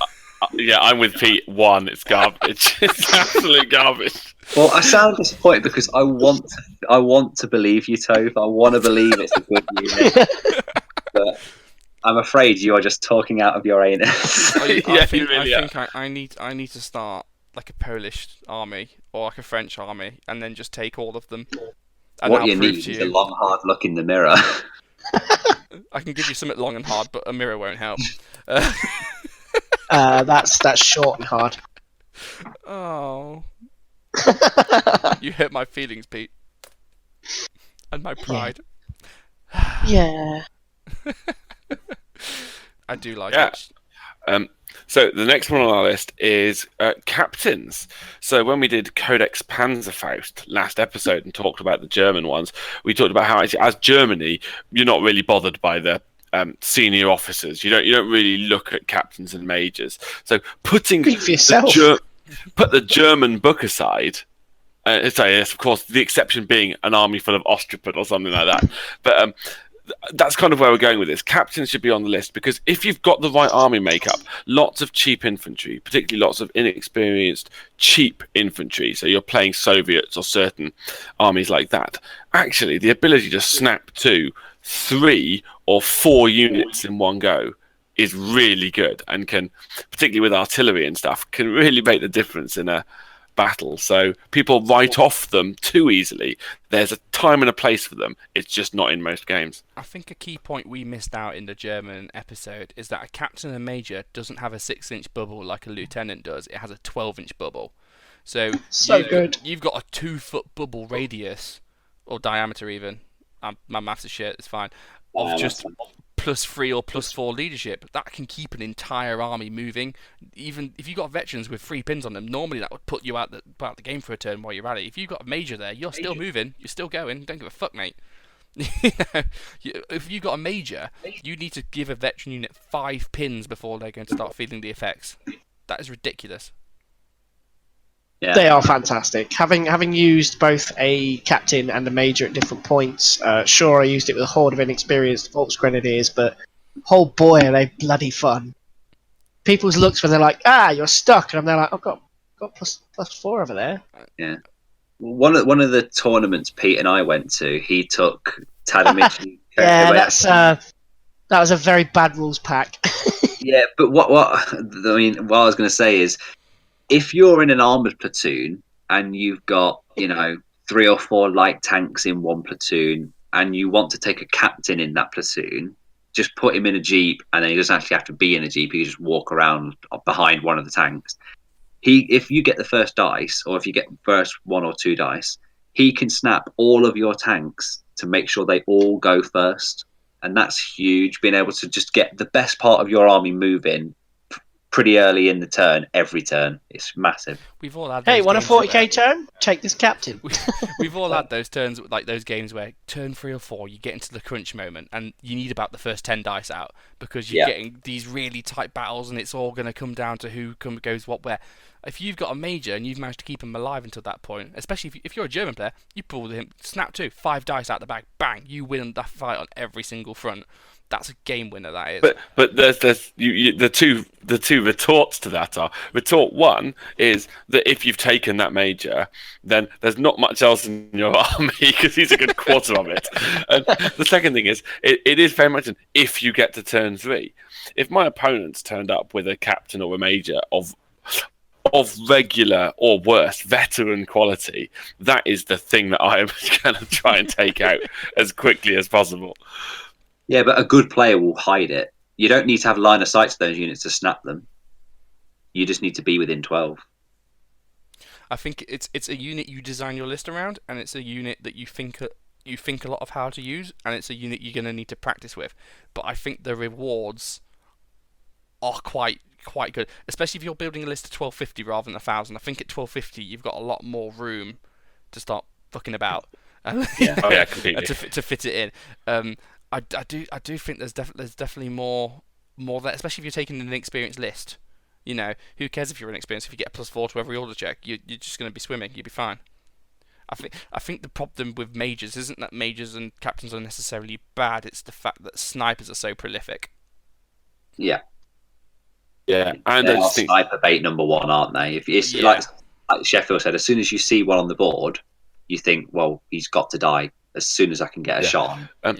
perhaps controversial, but because the tax you're paying to get your senior officer is that you'll be needing to take a minimum junior officer, I think that the step up in cost should be a bit less to captain and major. Yeah. I think you'd see them more often if they were a little bit cheaper, and so I don't think they should like 100 points for the major maybe, and so you can see them to have a wider effect on your army. I just don't think that they're good enough like they are because they're too vulnerable. Say, if you're going to take a captain or major, for the love of God, make sure your lieutenant is an inexperienced second lieutenant and he's as cheap as he fucking can be. Don't be doubling up your investment. When you want to be taking those, is you want to be taking these in tank war games. When you've got your platoon of tanks, you don't need to take a second lieutenant in those. Yeah, that's true. Also, if you're taking them in a generic list, you're only going to have the one tank and a couple of units to snap, and you don't really want to. The reason you want to be doing all the tanks in one go, especially if they've got multiple weapons, is you can essentially pin out or make a whole army go down, because you can put your tank gun there and your MMG there, your other MMG over on that side, your AT gun, that tank over there, and force it to go down or wreck you away, and you can shut the whole army down in one go. Or you can, snap all your tanks, sit on ambush, and laugh as the opponent tries to do anything. Yeah, that's it. One final option is, I know the British Commando list, the reinforced theatre selector specifically for commandos, that doesn't have to take a lieutenant. You can just take a captain as like your standard. Yeah, it comes in the squad, doesn't it? The problem is if you're taking a commando list, do you really need all of that leadership buffs? Because you're fucking commandos, you're hard as nails anyway. But being able to snap an entire army in one go, or at least 3 key units in one go, is pretty tasty. I haven't seen the Western Desert book enough to know it off by heart, but do you need to take a lieutenant for the anti-tank gun platoon? Oh, I think so. Yeah. No, you don't. Do you not? I'm not sure. I'm not sure you do. Let me pretty sure quickly. You do. If you can take 5, let's say you're Russian, for instance, if you can take 5 ZIS2s and ambush half of them on solid shot and half of them on howitzer round, that's just funny. Yes, you do. You need to take a first and second lieutenant. But I mean, if you was German, you could take a free gun platoon and 1 first lieutenant. It's missing the point somewhat, isn't it?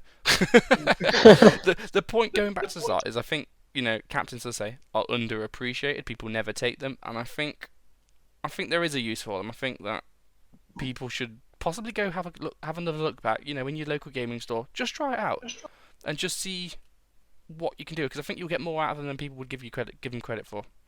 Yeah, they're not going to fit in every list. At 1,000 points, I'd say no, but at 1,250, definitely look.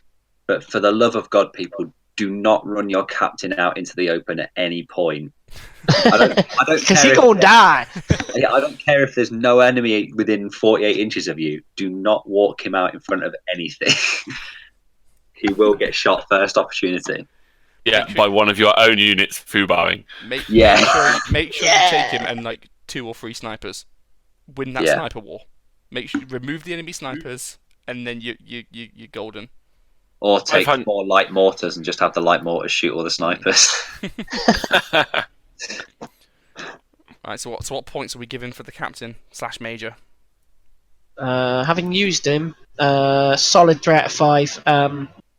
He is a little pricey because you've got to take the LT as well, but he's good. Yeah, exactly the same. I was also going to go with 3. That's very, very unanimous. I think there's gains to be had, but they're difficult to use, which is why it's an average 3 for me. It's just the fact that you have to build your list around them, and then you have to try and keep them safe. It's probably too many eggs in one basket to be, a 5 out of 5. True. So that's a 12 for that one. Okay, the last one, guys. This is the 10th one for those who have been keeping count. Native irregulars. I want to use these so badly. Go on then, Pete. What's a native irregular and why should I care? A native irregular can come up into units of 10. They can forward deploy, which is quite annoying. They also ignore all terrain for movement in the first turn. So if a sniper decides, or another unit decides to, come up on them thinking, I'm going to have you next turn, you can run out and just have them this turn. They're bloody brilliant. And one of our group has used them. They are really good. So much so that I want to use them myself. Are they another one in the Papua New Guinea book? Is that where they were originally from? I think they're in Empire in Flames. And don't you have one of those rules where anyone can use them? Yes. In the same way that anyone can use horses. It's a little ambiguous, that rule. So I think the word Selectors. Native irregulars count as infantry for the purposes of the generic reinforced platoon selector from the bolt action rulebook. They're an infantry choice for the following theatre selectors in the armies of China. They also count as infantry choice for the following theatre selectors in the armies of Imperial Japan and the armies of Great Britain for theatre selectors, but it's just a regular infantry for the reinforced platoon selector. Yeah, Okay, so Japanese, that's the Japanese, bit Chinese, and British. Well, it's under a generic unit option as well. Yeah, so you can take it as generic for any or in the following theatre selectors. I can see why that's a little bit dicey. Just because I think most people would assume that if you can take it as a generic thingy, when you can take generic infantry in a theatre selector, it would count as that as well, but it doesn't. It's just for the standard reinforced platoon. Review with your local GM and local tournament organisers to see whether you can take them. Yes, I'd like to bring this list to this tournament, please. It's a generic reinforced platoon, and it's all SS. Okay, German right. SS. Except for the native irregular squad. Well, I was thinking of taking these for my Finns. Oh, for fuck's sake. Only for the GT, but imagine that if you had three or four squads. Only to win. Yeah, 3 or 4 squads of Sissy Recons backing these guys up. That would be horrendous. Right, let's go back to the start. Let's just assume, quite rightly in my book, that only Japanese, Chinese, and British can use them. So once again, it's a unit that can be regular. I think they can be veteran as well. Can you upgrade into veteran or? They can be veteran, yes. Yeah, and you basically forward deploy them like a sniper, except it's a full squad, and it's pretty cool. I think in this we can also throw Soviet scouts in this category because they also are a veteran unit that forward deploy.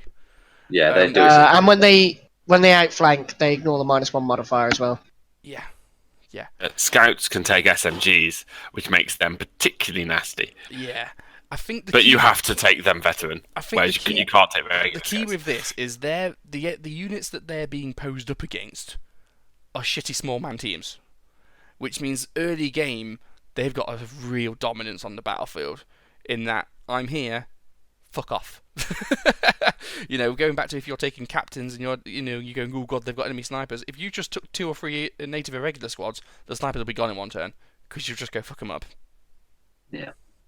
Especially if you get to deploy second, because if usually snipers will be in buildings if there are any on the board, or they'll be behind a bit of cover. All you need to do is reach that building or reach that cover, and you can deploy 12 inches away from it. I think when you forward deploy. I mean, you don't even want to deploy second. You want to deploy first because you can be a massive 10-man unit spread right across the middle of every area you don't want a sniper, and suddenly you've blocked off the entire half of a battlefield because a sniper can't be within 12 of any one of those models. And I think that these are really good for missions. In that if it's an objective mission and there's 1 or 2 objectives you have to particularly go for, these guys are good to get you there at the start. A lot of missions say, oh no, if it's like an envelopment, a double envelopment, oh you've got to move off the board. These guys have half the board to begin with because they can start on the board when other guys can't do, and they ignore cover for the first run. So by the end of first turn, they can be 12 inches away from the enemy's board edge. They are lightning quick with ignoring terrain. What's the mission where you've got to claim the opponent's objective without letting them get yours? Is that point? Demolition. Demolition, yeah. Yeah.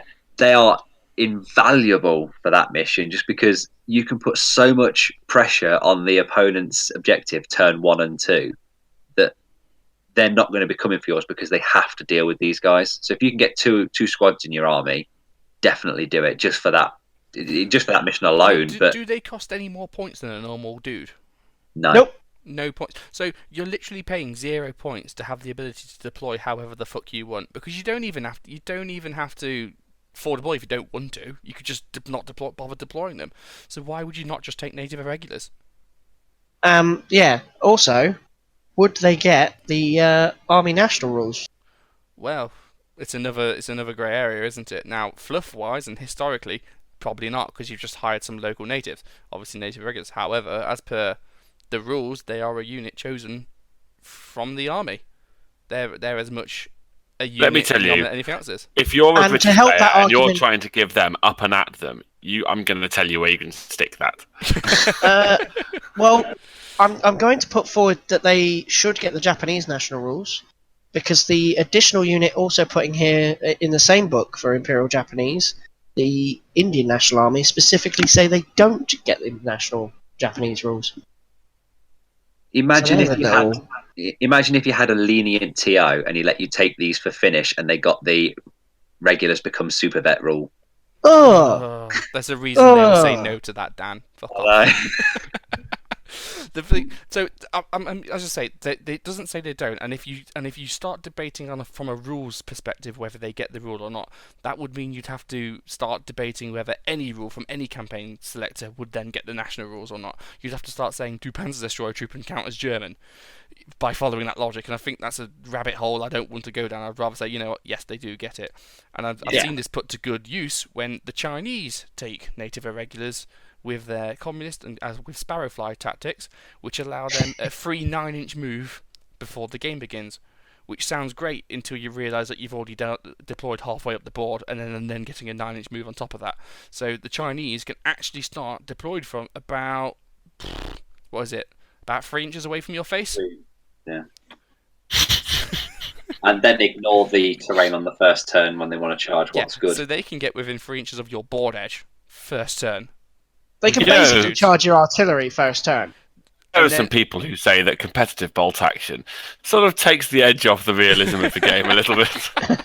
It's an ambush. Ambushes happen. So that's how the Chinese fought. It's actually It's very when you fluffy. play on a completely empty desert board that it starts to get unrealistic, I think. Yeah, if you're doing it against Japanese on a jungle board, it's totally legit. If you're doing it in Stalingrad against some Americans, something strange is going on. Yeah. But again, you don't see them. You do not see them. What I'm see them doing- more at tournaments? What I'm doing is I'm picturing that scene in Monty Python and the Holy Grail where the guards are stood at the gate watching Lancelot run at them repeatedly, and then suddenly he's there.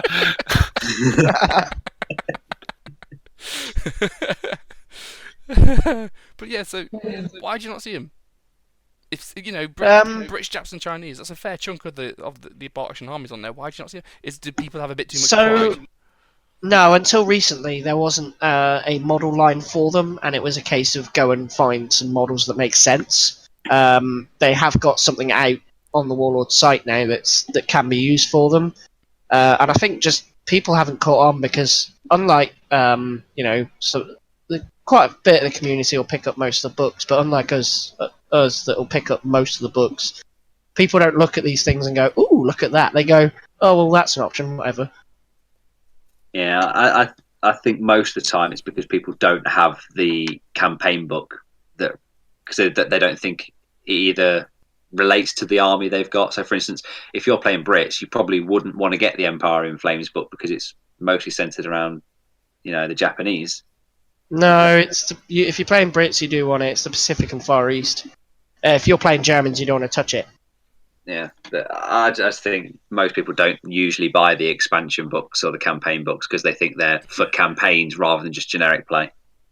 But I get that again. Comes down to what your local scene's like. Personally, me and my garage, everything's on the board. Everything's dandy. If it's in a book, feel free to get it out and whip it out. Other scenes, like in Australia, like we discussed last episode.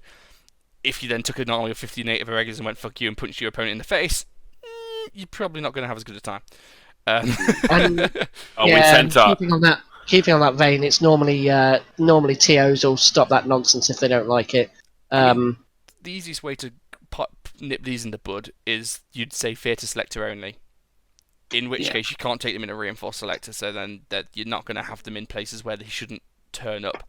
But one of our local guys, he plays his Brits are basically just wherever he damn well wants, and they turn up on the battlefield with next to Gurkhas and Home Guard, and look, there's some native irregulars, and you just smile and nod. They're I think he plays them as Papua New Guinea native irregulars with Home Guard Australians, doesn't he? To be honest, it's just nice that he gets out. Oh, and something that doesn't get used with them much is their local troops rules. So if you are using exhaustion, they count as veterans regardless of their actual experience level. Oh, so is that like campaign rules for if they've not been fed for a couple of years or something? Well, yeah, and it's coming up in the imps thing that he might be using bits and bobs like that. So yeah, the exhaustion comes from extreme heat, which is the weather stuff. Yeah, I was going to say, I like them. I think that it's one of those things that's born out of a desire to create some campaign and some themey, sort of individualized missions and things, and I quite like that. It. Well, I don't think it's ruining it. I think it's a call to be careful. But then my argument would be, well, they should have just made them 2 points more than the standard option. Yeah. Why make it free? Their rules for free are ridiculously good. If there were 12 points for a regular native irregular, you'd be like, okay, do I want to pay 2 points to deploy in the middle? Let me think about it. You're more likely to choose that than paying 3 fucking points for a fanatic, for God's sake. Yeah, Fanatic's massively overpointed. Yeah. That's a discussion for another time. Well, we've whinged quite a bit about how the points need relooking at, as these are underappreciated because they're quite undercosted. I actually think the native irregulars probably need these forces can take them. Calm the hell down in these forces. Yeah, damn. What? All I want is Papua New Guinea models riding reindeer in the snow. What's so like that? So in their little fluff, right?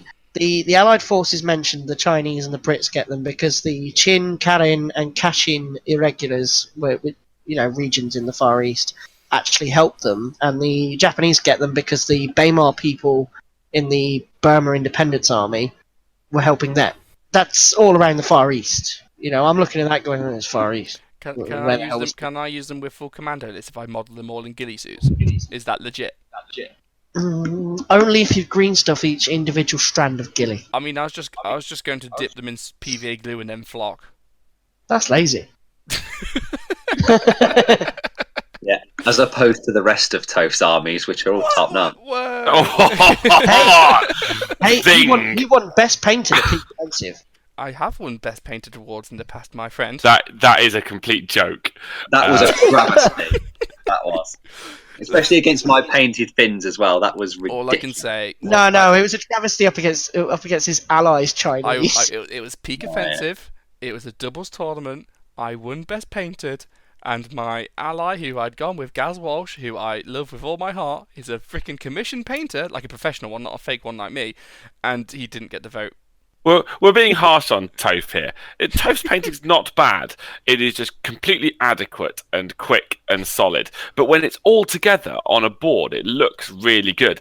And I think that what that deceives people into thinking is that the individual model's quality continues right down to that level of resolution, and it doesn't. Is it like? Well, he makes up for lack of painting skill with an amazing ability to tuft and snow base. It's like when people see my 10-inch cock and they think he's going to be really good in bed, and then they shag me, but then I lost at 5 minutes and cried afterwards, so it's not really worth it. I think 5 minutes? Are you generous? I think you got inches and millimeters mixed up again. Yeah. Right, native irregulars, what score are we giving them? 5? It has to be a 5. Yeah, no downside to him, is there? Yeah, it's painful, but yeah, a 5. There is no downside. There's not even a 0 to 1. As much as it hates me to beat the Sherman. Yeah, I really don't want them to win, but I can't justify giving them a score low enough to not let them win. Native irregulars. Simply, you know what we need to do, right? We need to, obviously, everyone's going to listen to this podcast. Everyone needs to go out there and play them, ruin the scene until everyone absolutely hates native irregulars. Now, when we do this list again in a year, they can fuck off and we'll be fine. Yeah. Yeah. Cool. Yeah. Right. Let me just do the count now of ranking them all up, and this is when people. And just tell while me you're off. counting, I'd like to just point out that within this Empire in Flames book, there's a unit that I've never actually seen at any event, any tournament, or even in the garage that I'd never want to see against me on the tabletop because they're horrendous. The Gurkha paratroops. That's right, Gurkhas with stubborn. Because they needed more special rules. I think people don't really use them because they're kind in the same way like Sheffield's Mimi posted the other day about people wanting some self-respect. Yeah. It's like I want them, but do I want them that much? And no, you don't really want them that much. Is the answer? It'd be like the all Brandenburger army, except better. So I'm still doing math because apparently I am shit at counting. Although we established that on our very first episode, so no, it was the second episode we established that. All the times you tried giving it out of 10. And Right. just now, when you couldn't count the episodes. Okay.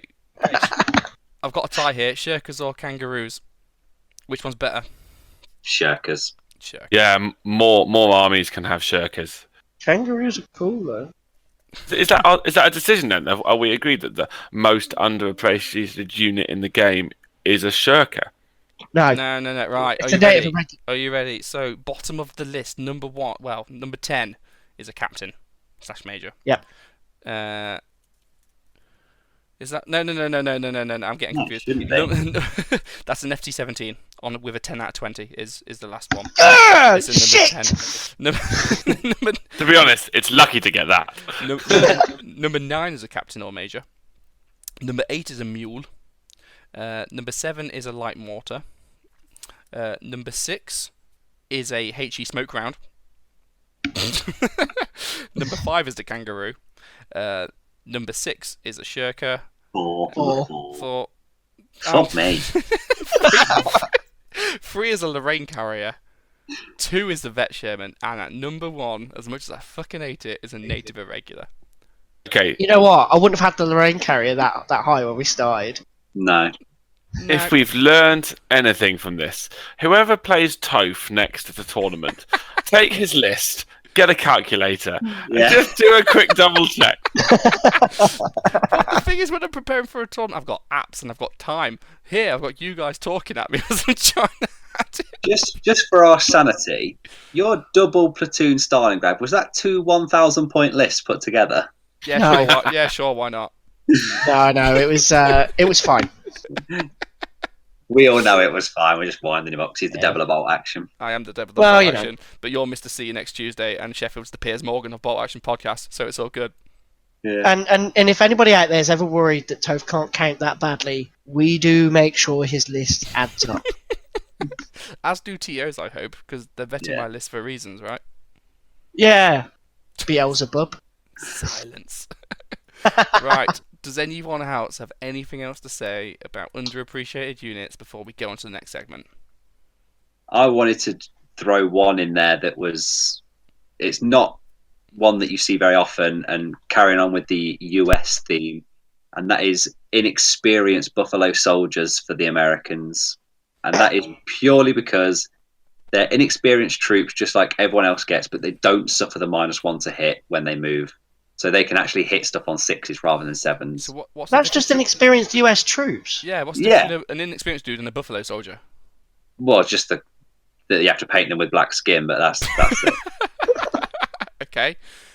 But they're the only difference. I would say they're underappreciated from a historical perspective due to the native racism at the time. They don't have a song about them that's really catchy reggae beat. What? Isn't there a reggae song called Buffalo Soldier? Buffalo Soldier. That's the one. America. Yeah. It's Bob Marley song, isn't it? Yeah, I was gonna say it's Bob. Thank you for making it's not normally my taste in music, the reggae, but I'm pleased that I was right. Stolen from Africa. That's it. Yeah. Love America. Pete, if you want to get us into the chorus now. No, we need to go to a shop and get a certain wig for Sheffield. Yeah. Oh, no, but he's too white. But it too would be white. funnier because he's that white. It would, but I don't want him to represent our podcast looking that racist. Because I'm scared you'll blackface as well. It's racist. Oh, he won't. He wouldn't do that. He's not got the guts to do Right, that. this is going south again. Let's end the segment. So here's a segment we've not done in a while, guys. Ranting Angry Gamers. We've not done one of these since the first episode, but we've gotten pretty angry since... Well, Dan has gotten very angry. So Dan, why are you on the rag this month? Well, I'm a bit pissed off with the Facebook groups just for a couple of things that it's doing. So the Bolt Action Facebook group. Now, I'm not normally one that comments on the Facebook group. I just kind of look at the posts, have a look at the first couple of comments, and then just dismiss it. But it's been bugging me now for a couple of weeks because it's been quite obvious over the past couple of weeks. And that's when new people post that they're just getting into the hobby, and they always post that they've got some kind of theme that they want to do, or they've got some kind of idea that they'd like to build around. And does anyone have any recommendations for building, for example, an American market garden list in purely on theme, or purely because that's what they've taken, that's what they've bought, and that's what they want to do? And then all of the idiots, and it's a bit rich coming from this podcast because And you. and me, because the last 2 episodes we've basically said these units are shit, these are good, you should take these. But it's people that do it to beginners that have only just got into the hobby saying, no, you don't want to be taking anything that you've just listed. You have to take this, that, and the other because it is the best, and not giving people any options whatsoever. So I think there was a guy recently who was posting that he's just started to take Americans, and he wanted to do a Ranger themed force because that's what he'd bought. That's what interested him the most and what appealed to him historically and themed wise. And everyone just waded in, just saying Rangers are shit, Rangers don't do this, Rangers don't do that, take this, that, and the other, take engineers with flamethrower, take flamethrower squads, take howitzers, to do this, that, and you have to take... It really, really drove me up the fucking wall. When the new guy starts, let him learn the rules, let him play with whatever he wants to play with.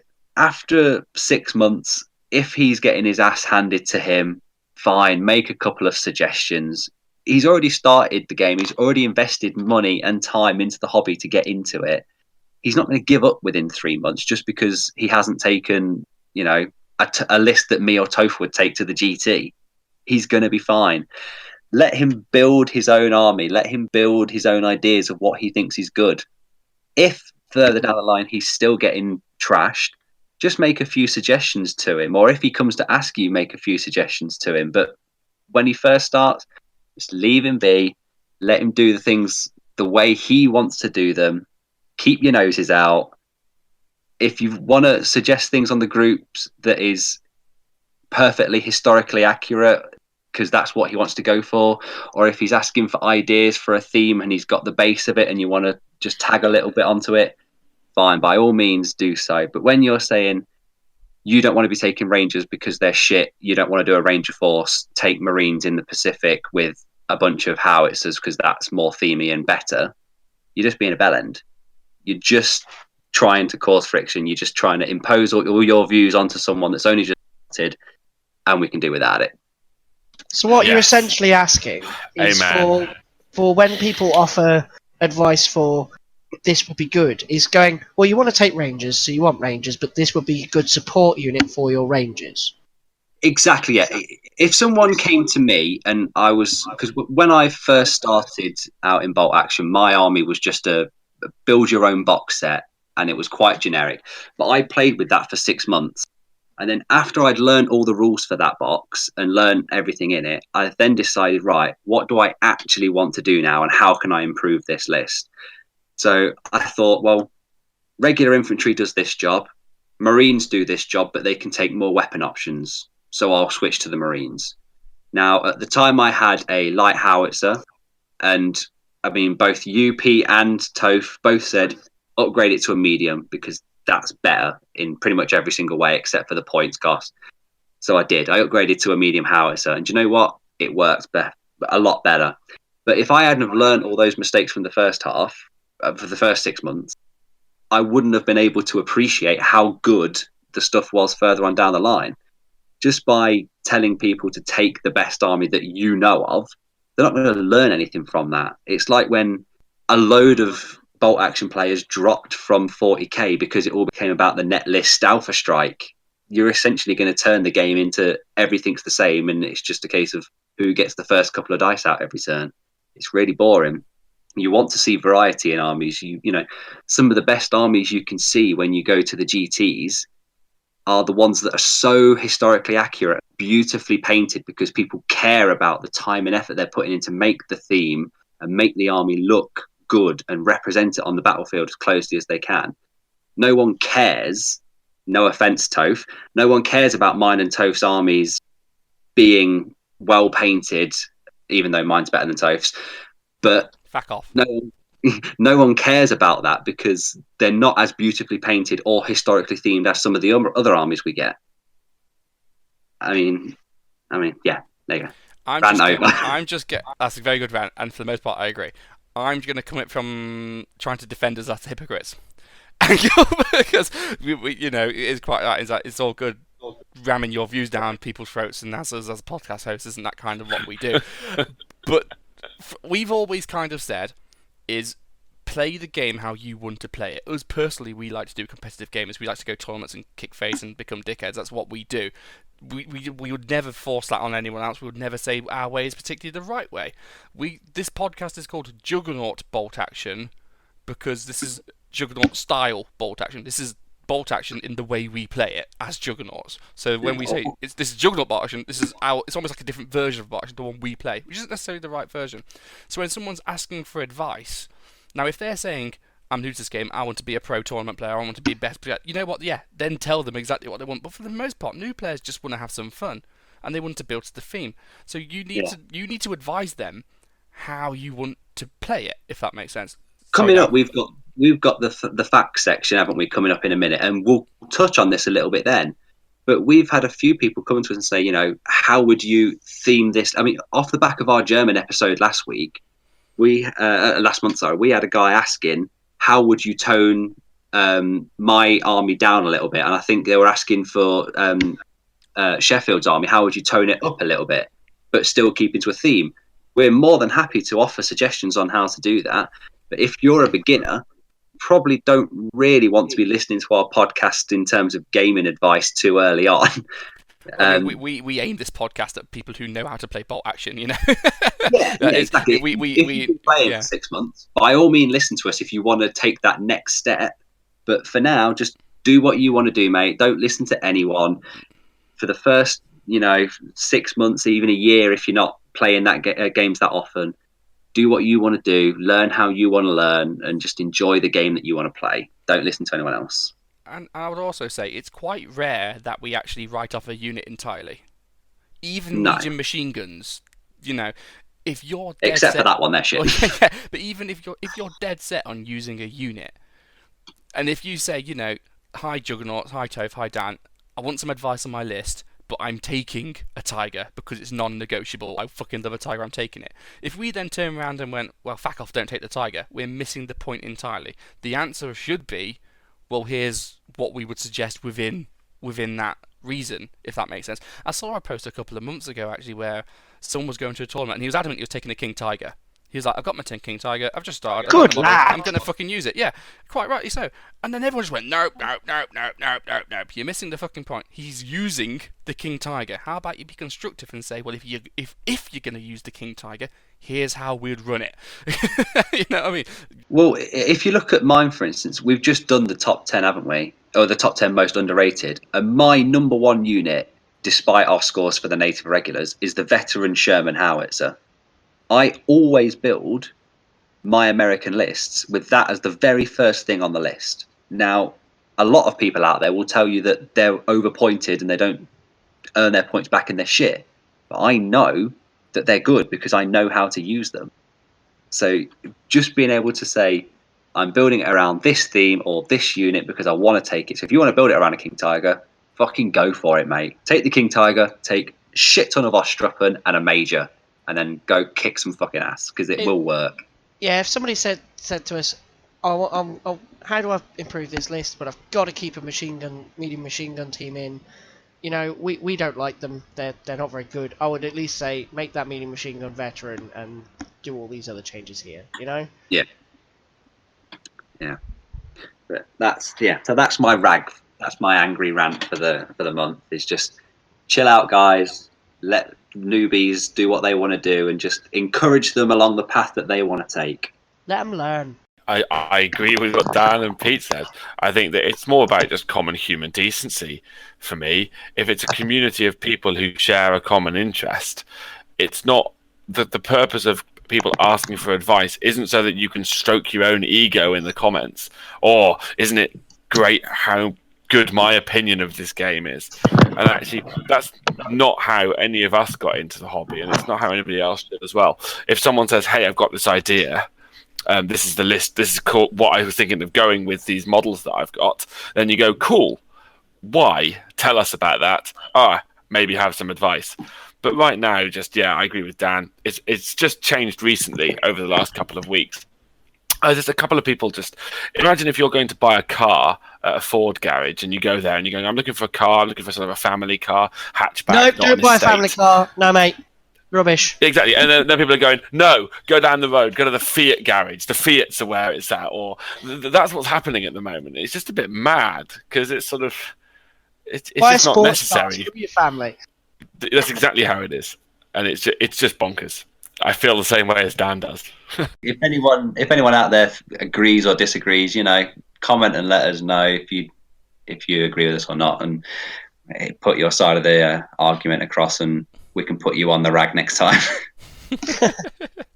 Just don't ever take machine gun teams, no matter what your theme is. That's all I have to say on the matter.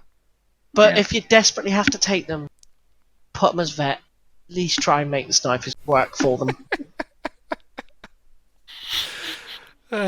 Such hypocrisy. Such sweet, salty tears of justice. What you can do, Pete, to really make them good is put them in an FT17 chassis. No. Really good. No. I think fuck that 17s are the best unit in the game, hands down. 10 out of 20. Fuck off. That's only because you guys all marked it down. If you all followed my way of thinking, you'd have been fine. If we all followed your way of thinking, we'd all be taking dual howitzers, dual Katyushes to the same flipping tournament. No, because I don't take that list all the time. No, but the GT would have seen 4 lists of it. Certainly feels like it. Look, I'm taking other shit. Maybe in the next section, I'll start talking about what I'm going to take. But for now, go fuck yourself, sir. Well, if you insist. Cool.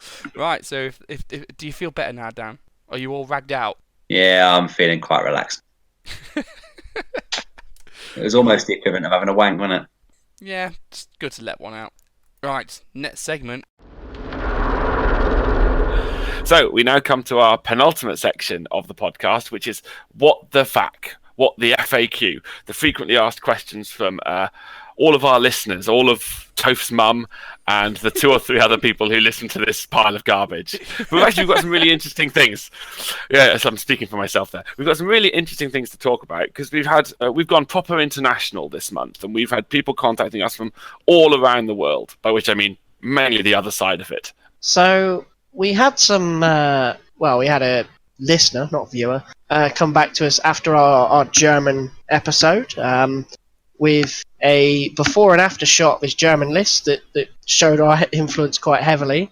And then he wanted myself and Toph to review 2 lists. Now, I think Toph did the Soviet one completely separately, and we actually wanted to do the Japanese one on the podcast. So this Japanese list he sent in, his name was Daniel. I haven't got his surname here, but we don't need surnames. So he started off with a regular second LT. Quite nice. 2 units of 8 native irregulars that are regular. So that 20 out of 20 unit. A Kompaitai political officer, does exactly what he says on the tin. Inexperienced. 2 units of inexperienced militia. Well, they have to be. They're 8 men.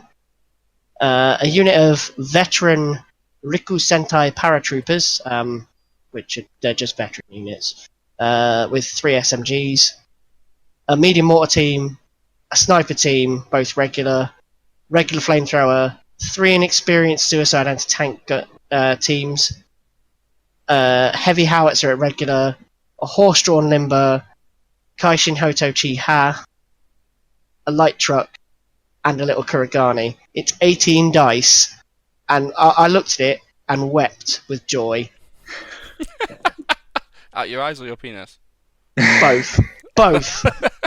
Just, it's 18 dice of get rid of 6? No, these 5 infantry squads. Alright, 2 of them may be rubbish, but there's a political officer helping them there, and 2 of them are in your face first turn. Just, Yeah, but what you call rubbish, Pete, are still... I don't know how big fantastic. I don't know how big those squads are for the militia squads, but 8 if men. you want to try and get them out of terrain and they're fanatic fucking bellends, you ain't going to do it. Yeah, and they can still shoot you back. It's great. Yeah. I do think it's a nice list. In terms of improvements, I mean, I'm not the expert on Japanese, that would be Pete, but I think at that point, I think the Shinhoto is a bit overkill. There's no kill like overkill. I think the Shinhoto's there for, so I find it a lot when I'm playing Japanese, is you don't have really any medium to long range anti-tank if you don't take a Shinhoto or something useful like that. Mm. And the heavy howitzer looks like it's going to be for cleaning up infantry squads. So I can see where it's there for. I mean, he has got the Suicide ATTs, which he has got 3 of them, but I'm just thinking if you drop that down to a Hago, those 50 points you can buy extra trucks, bumps the squad sizes up. I don't know, I'm just thinking out loud. It looks a really good list, to be fair. And it stinks that he's listened to our show, because it's got native irregulars, it's got the inexperienced who's hold objectives. I feel our influence is spreading. It's not beautiful. got a captain. No, there is no captain.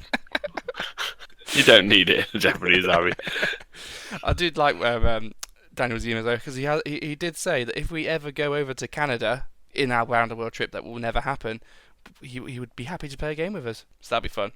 Though, so toast taking us to Canada as well, boys. The problem with playing in Canada, much like playing with Australia where all the tables are upside down, the problem with Canada is how do you stop apologising every single time you hit with your weapon? Like, doesn't that just drag the game down when every time you hit and give an opinion, oh, sorry, buddy. Sorry. Okay, but you've already done that because you've got a Canadian list. Yeah, but haven't you got sorry written on your 6s? Sorry. Yeah, but I do it in like a kind of ironic way, like, oh, sorry, as I just remove their units. Whereas in Canada, they're actually nice people. They're actually like painfully polite. So you're thinking the wrong way, right? I'm actually thinking, how can we game when it's that cold? Jeez. Yeah, that's true. That's right. You just fill up on Tim Hortons coffee. I don't survive in temperatures less than 30 degrees, so I would literally die. I'll just drench myself in maple syrup. It'll be fine. It'll be an natural insulator. And then we can have another mandate. Yeah! But yeah, that does look like a really nice list. I think it's just a nice one to share. The Soviet one was very beautiful. I approved of that Soviet one. There wasn't much for me to add, which is why we've not read it out on the cast, because it is just a good, solid Soviet list. Of the natural sort of variety you see with 20 billion dice, a load of guns, a load of infantry, as it is the Soviet way. Yeah, we all looked at it. We had 4 different perspectives on it, and we all thought it was good for potentially different reasons, but no, it's solid. I mean, this Japanese list, the only thing I'd personally change is drop the heavy howitzer to a medium to save the points, and then either get the militia up in numbers or get the native irregulars up in numbers. That's where I'd save the points, because a medium does 90% the job of a heavy, so okay. Yeah. The only reason you take a heavy is for the D6 pins, but you're not that bothered, really, are you? Not really. I mean, it could be to stop people getting in so many buildings, but if people are in buildings and you're Japanese, you want them to be there. I would like to see the sniper to be veteran as well, simply because he's only got the one. I think single snipers should probably be veteran. Especially as the Japanese sniper. The sniper has a rifle and a pistol, and his spotter has a pistol as well, so they're both tough fighters. Oh, why not? Did you say he had a Kuragani for his flamer? Yeah. Yeah, that's alright. And the light truck carries the little veteran squad full of SMG. Well, full of 3 SMGs. Yeah. He also, with his list, he also sent in some cool pictures of the tanks he's working on, which is quite nice. They're better painted than mine. So he's currently working on DAC. So this is how far this guy's seeing ahead. He's working on his DAC army, and he's not even finished. He's already thinking about what the second or third army is going to be. So that's some dedication right there. That's the way I think. So That's Juggernaut way of thinking. That's bolt action. It gets you in with one army, and that's it. You're done. Well, when an army only costs you 50 quid, suddenly you end up spending 200 quid. So just 200. This is coming from me that's currently building a Marine, a Market Garden, and a Fallschirmjäger force at the same time. Yay! So You've got too much money. I don't have feedback so much to share. However, I did have a very strange event this month. I met a listener. That was weird. In person. That was it weird. wasn't just your mum and my missus. No. So to give a bit of background, one of our listeners, Russell, we chatted a lot online, because he's one of the good listeners in that he doesn't necessarily agree with everything we say, which means you get into good debates. Oh, you said this, you're a bit of a bellend. Oh, you said that, you're a bit of a bellend. No, but that's good because it promotes discussion. It's good, and the one good thing is he doesn't immediately dismiss people outright for being wrong, which means you can have a good conversation. It's really good. I'll prove that.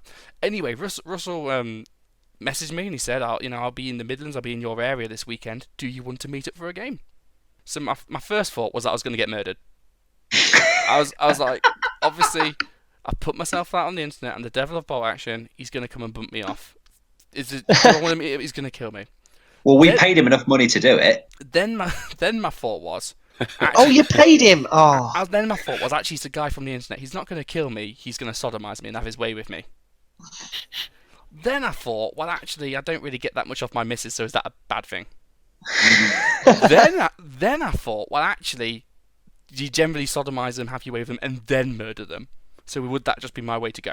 So what I then thought is, I will go because I want to play some bolt action. However, I'll take a bigger boy with me. I'll make sure I'm protected. So I took Pete with me. You're just calling me fat, aren't you, fatty? No, I'm saying you're my bodyguard. Right. Anyway, I'm laughing. I'm taking the piss.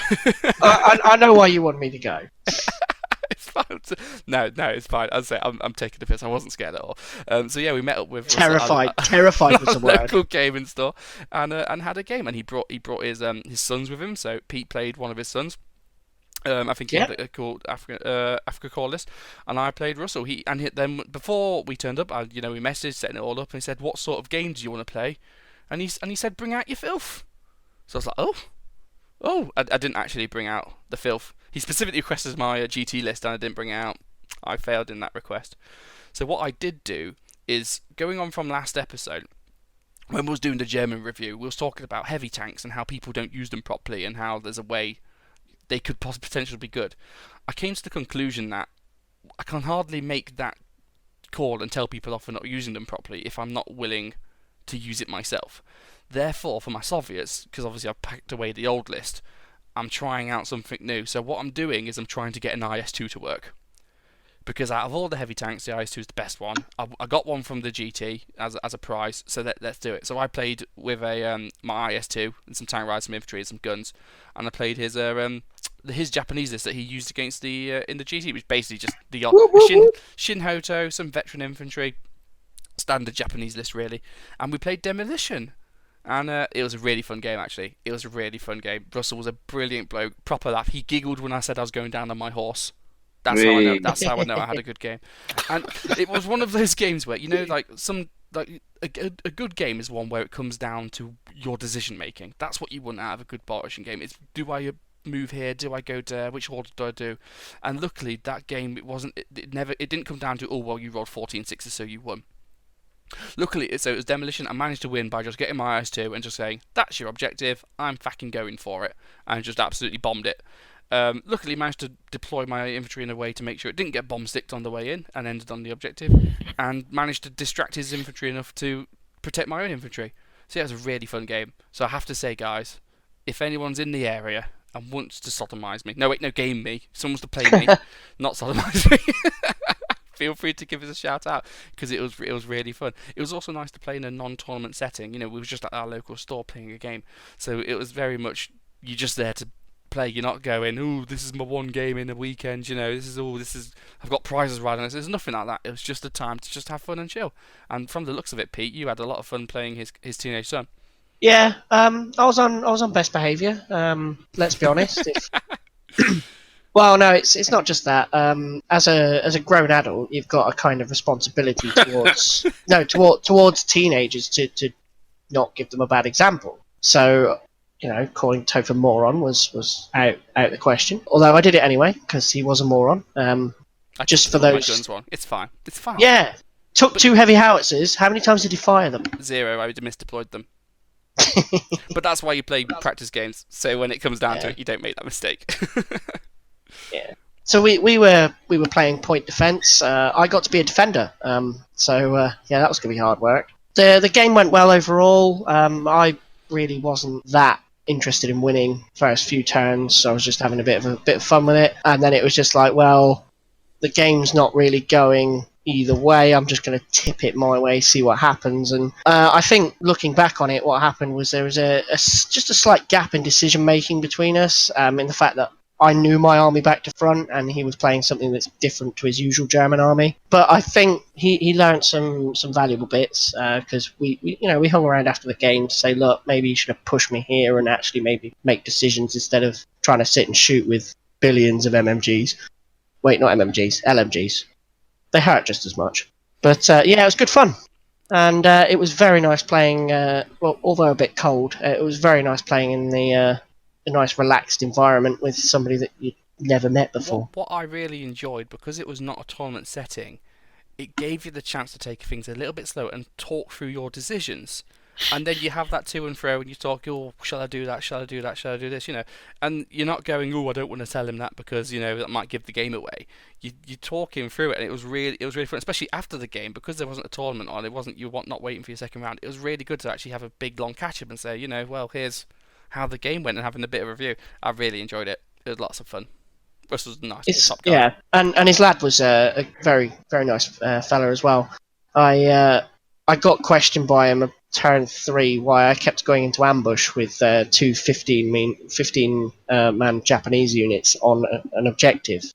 And I told him straight, I'm on the objective, you've got to take me off. Why should I sit and shoot when I can sit in ambush? It's the kind of I'm going to sit and wait for you because you need to come and get it. But he had some appalling luck turn 4 and 5. It really didn't go his way. Had his dice rolls been okay, he'd have probably pulled a draw, I'll be honest. Did you buy them breakfast afterwards? No, sounds good. Sounds like it was good. Yeah, so we had a guy from Tasmania get in contact with us. So from the other side of the planet again. Not sure how he was typing upside down, but we all have our talents. So the guy's name is Akhtar. Not sure if that's his real name because it's Akhtar and then a weird animal, but forgive me if that is right.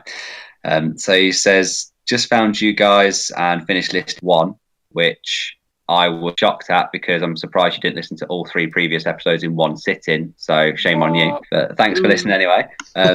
So he said, our group in Tasmania mainly plays historical, which if you listen to the last episode, we kind of covered a little bit at the end when we were doing our fact from last time.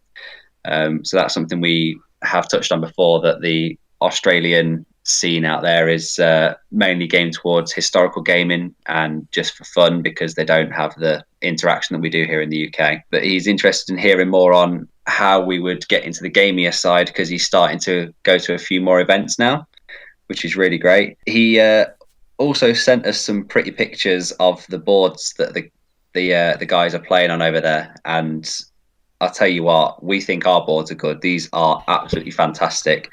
We'll try and get a couple of these copied and we'll put them up on the Facebook group. They're just so pretty in every single way. They look fantastic. Yeah, I saw those. They're stunning.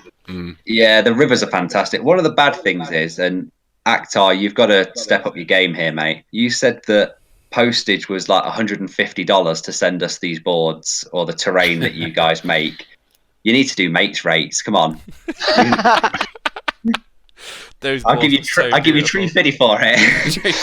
So beautiful. I'll take one look at those pictures and then look at my garage and I look back at them and just think, what am I doing with my life? Yeah. It's just like we have good terrain. It's functional. It looks good. You know, produces a good game, but it's just not even in the same league as what they're doing down there.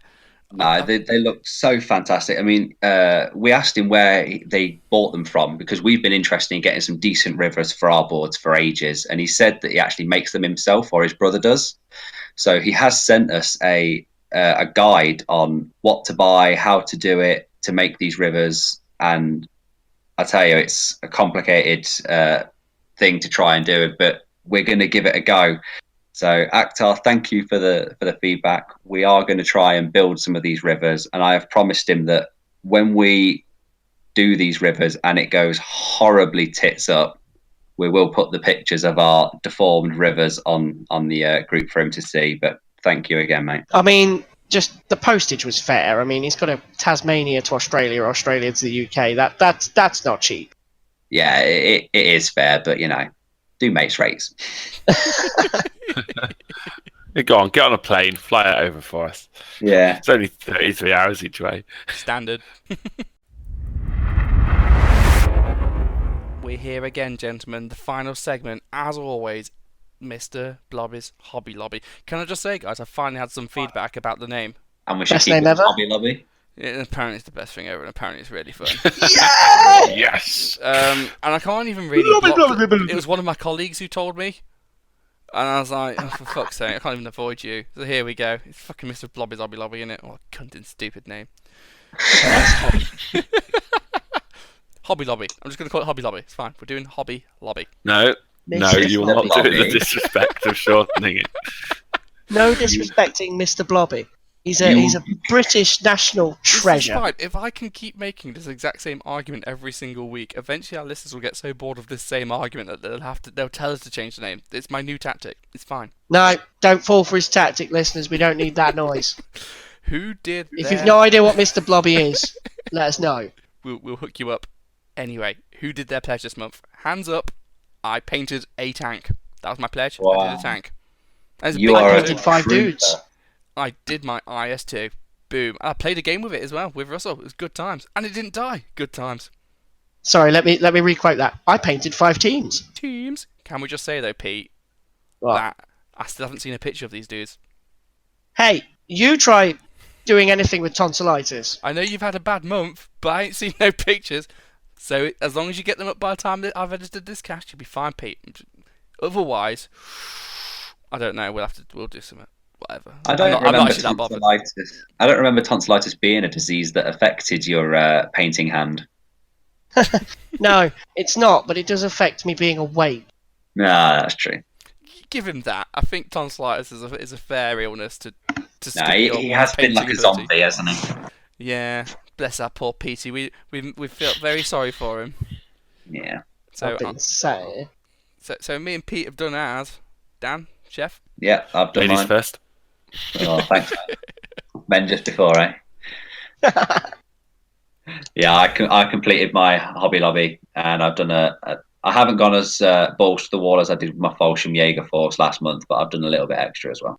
Yay. And yes, I'm in the same boat as Pete in that I haven't taken photos or put them up because my children have been ill. But I did complete mine, so I completed the correct one as well. Unlike last time. Hey! So What was yours? I finished Wasn't yours the 3. correcting So, tanks. so I finished the 3 Panzer IVs. Yes, I put the details on those and finished those off.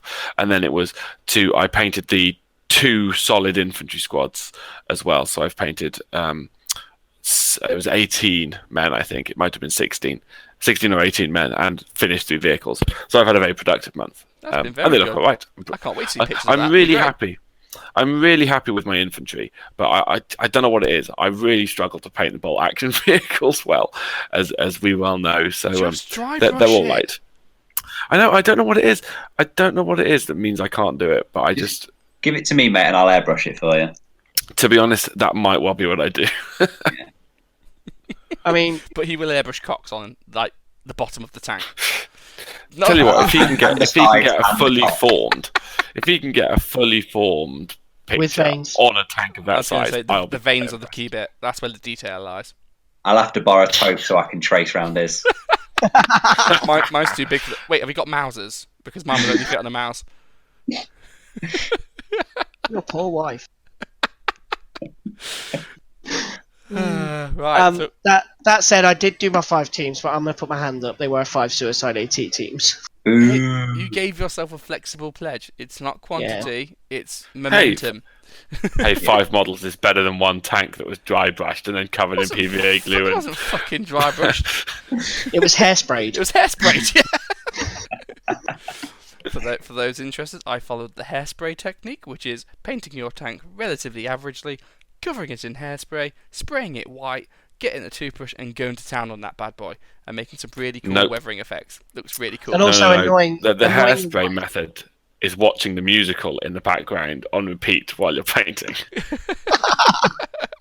For those of you that are interested as well, my finished tanks that I put up on the group a little while back that are actually painted nicely, they're done with the hairspray method as well. I think if you're pretty novice and trying to do a snowy tank, I think hairspray is the easiest way to do. Personally, Yeah. That's my favourite technique to go with. Though I wouldn't recommend a toothbrush doing it. I would recommend a base coat brush and just pick it off normally. It's toothbrush is a bit too aggressive. It's just. It's a lot faster. I'll give you that. Hell of a lot faster. I did originally try the salt method, and I made such a hash of that. No. Hairspray. Hairspray is the easy one. Salt gets. There was not enough salt in the world. Yeah. No, I had to play Dan's list some more to generate some more salt, and it's just not worth it. No. So what's everyone's plans for next month? Currently sat on my desk upstairs. I literally about 20 minutes before the record, I have just finished basing all of the US Marine infantry that I'm currently trying to do to rebuild my Marines to get them nicely painted. So they're done. So my pledge for this month is going to be to paint I think it's about 5 or 6 vehicles that I need for the tournament for Cambridge coming up in March. So by the time we do our next record, which will probably be just before the tournament for like a preview or maybe just after for a review, that will be my goal, is to get all them done for the tournament. So if I fail, I'm going to be doubly punished because I won't have any models to play with at the tournament. I'm going to keep a little bit flexible, but not really. I'm going to paint an entire squad. Yeah. And a team. So that could be either anywhere between 6 dudes and like 20 dudes. Yeah. No, it's probably going to be 10 dudes total. That's a fair whack. Yeah, I need to kind of get over whatever I've got and get going, because I really want to use this list for an upcoming tournament. Not Cambridge, one after. Yeah. So I need to get my acts together for Cambridge. And so I've got quite a few things that I potentially need to do for the pledge. But I'm going to keep it simple and say I'm going to paint another squad and an artillery piece. How much have you got of your Cambridge army done?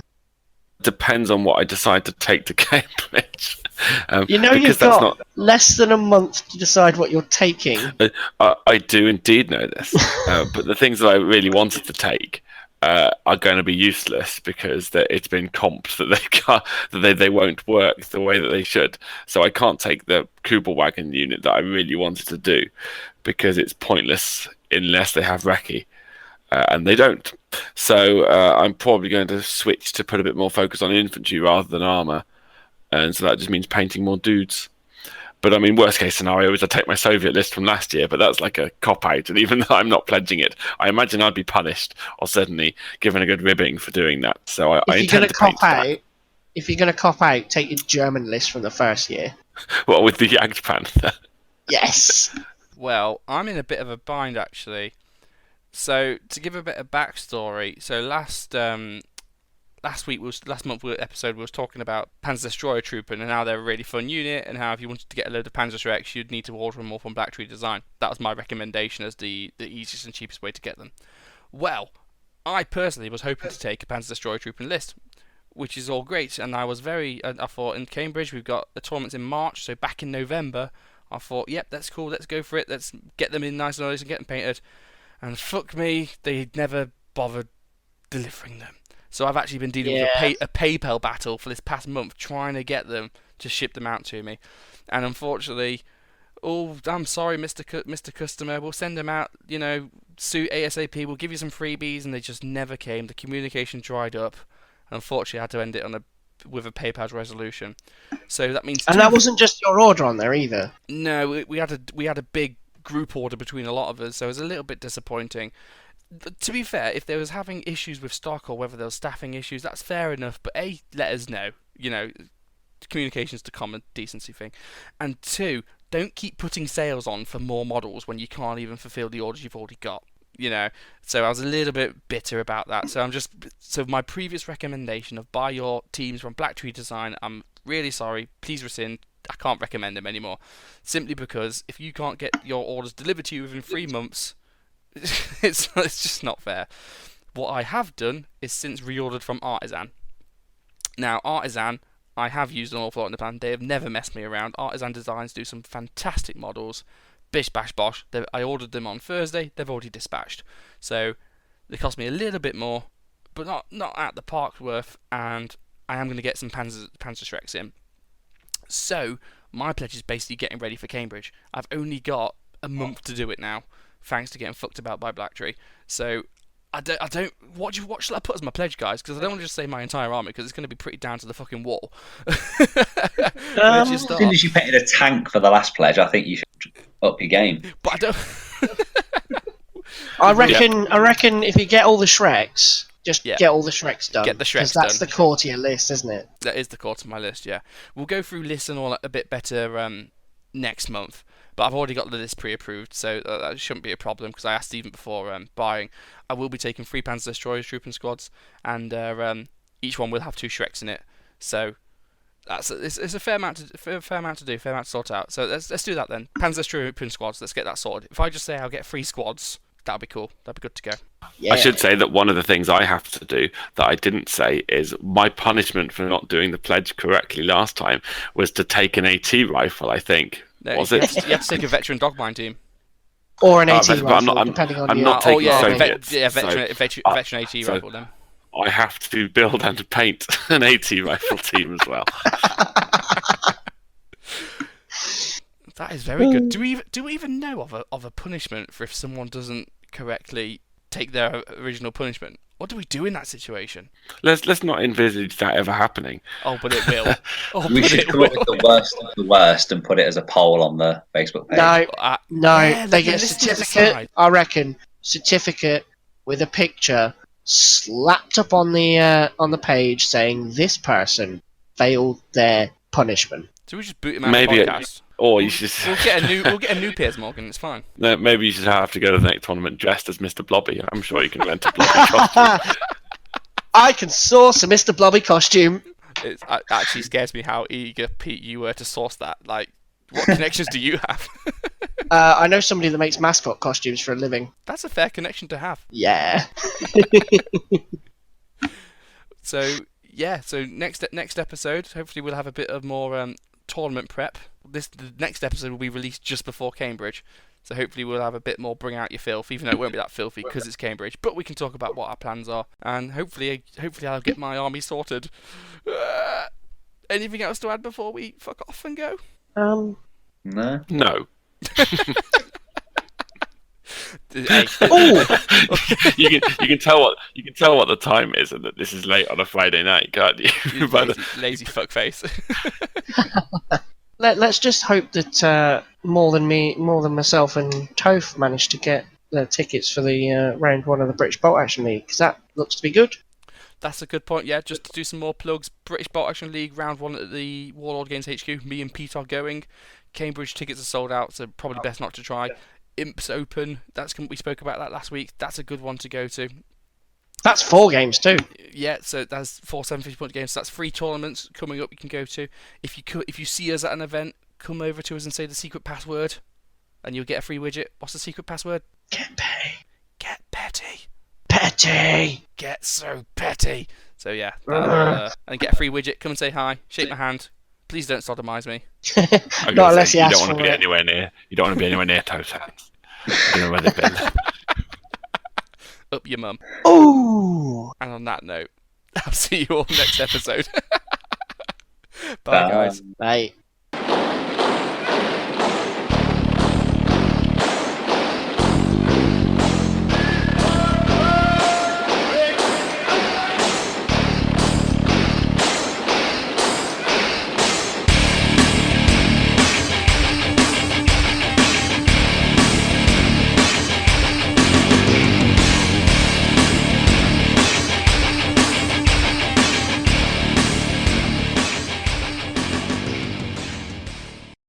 Welcome to this episode 4 of the Bolt Action. The Juggernaut. Oh, I've completely bollocks that up already. The fucking name wrong of our podcast.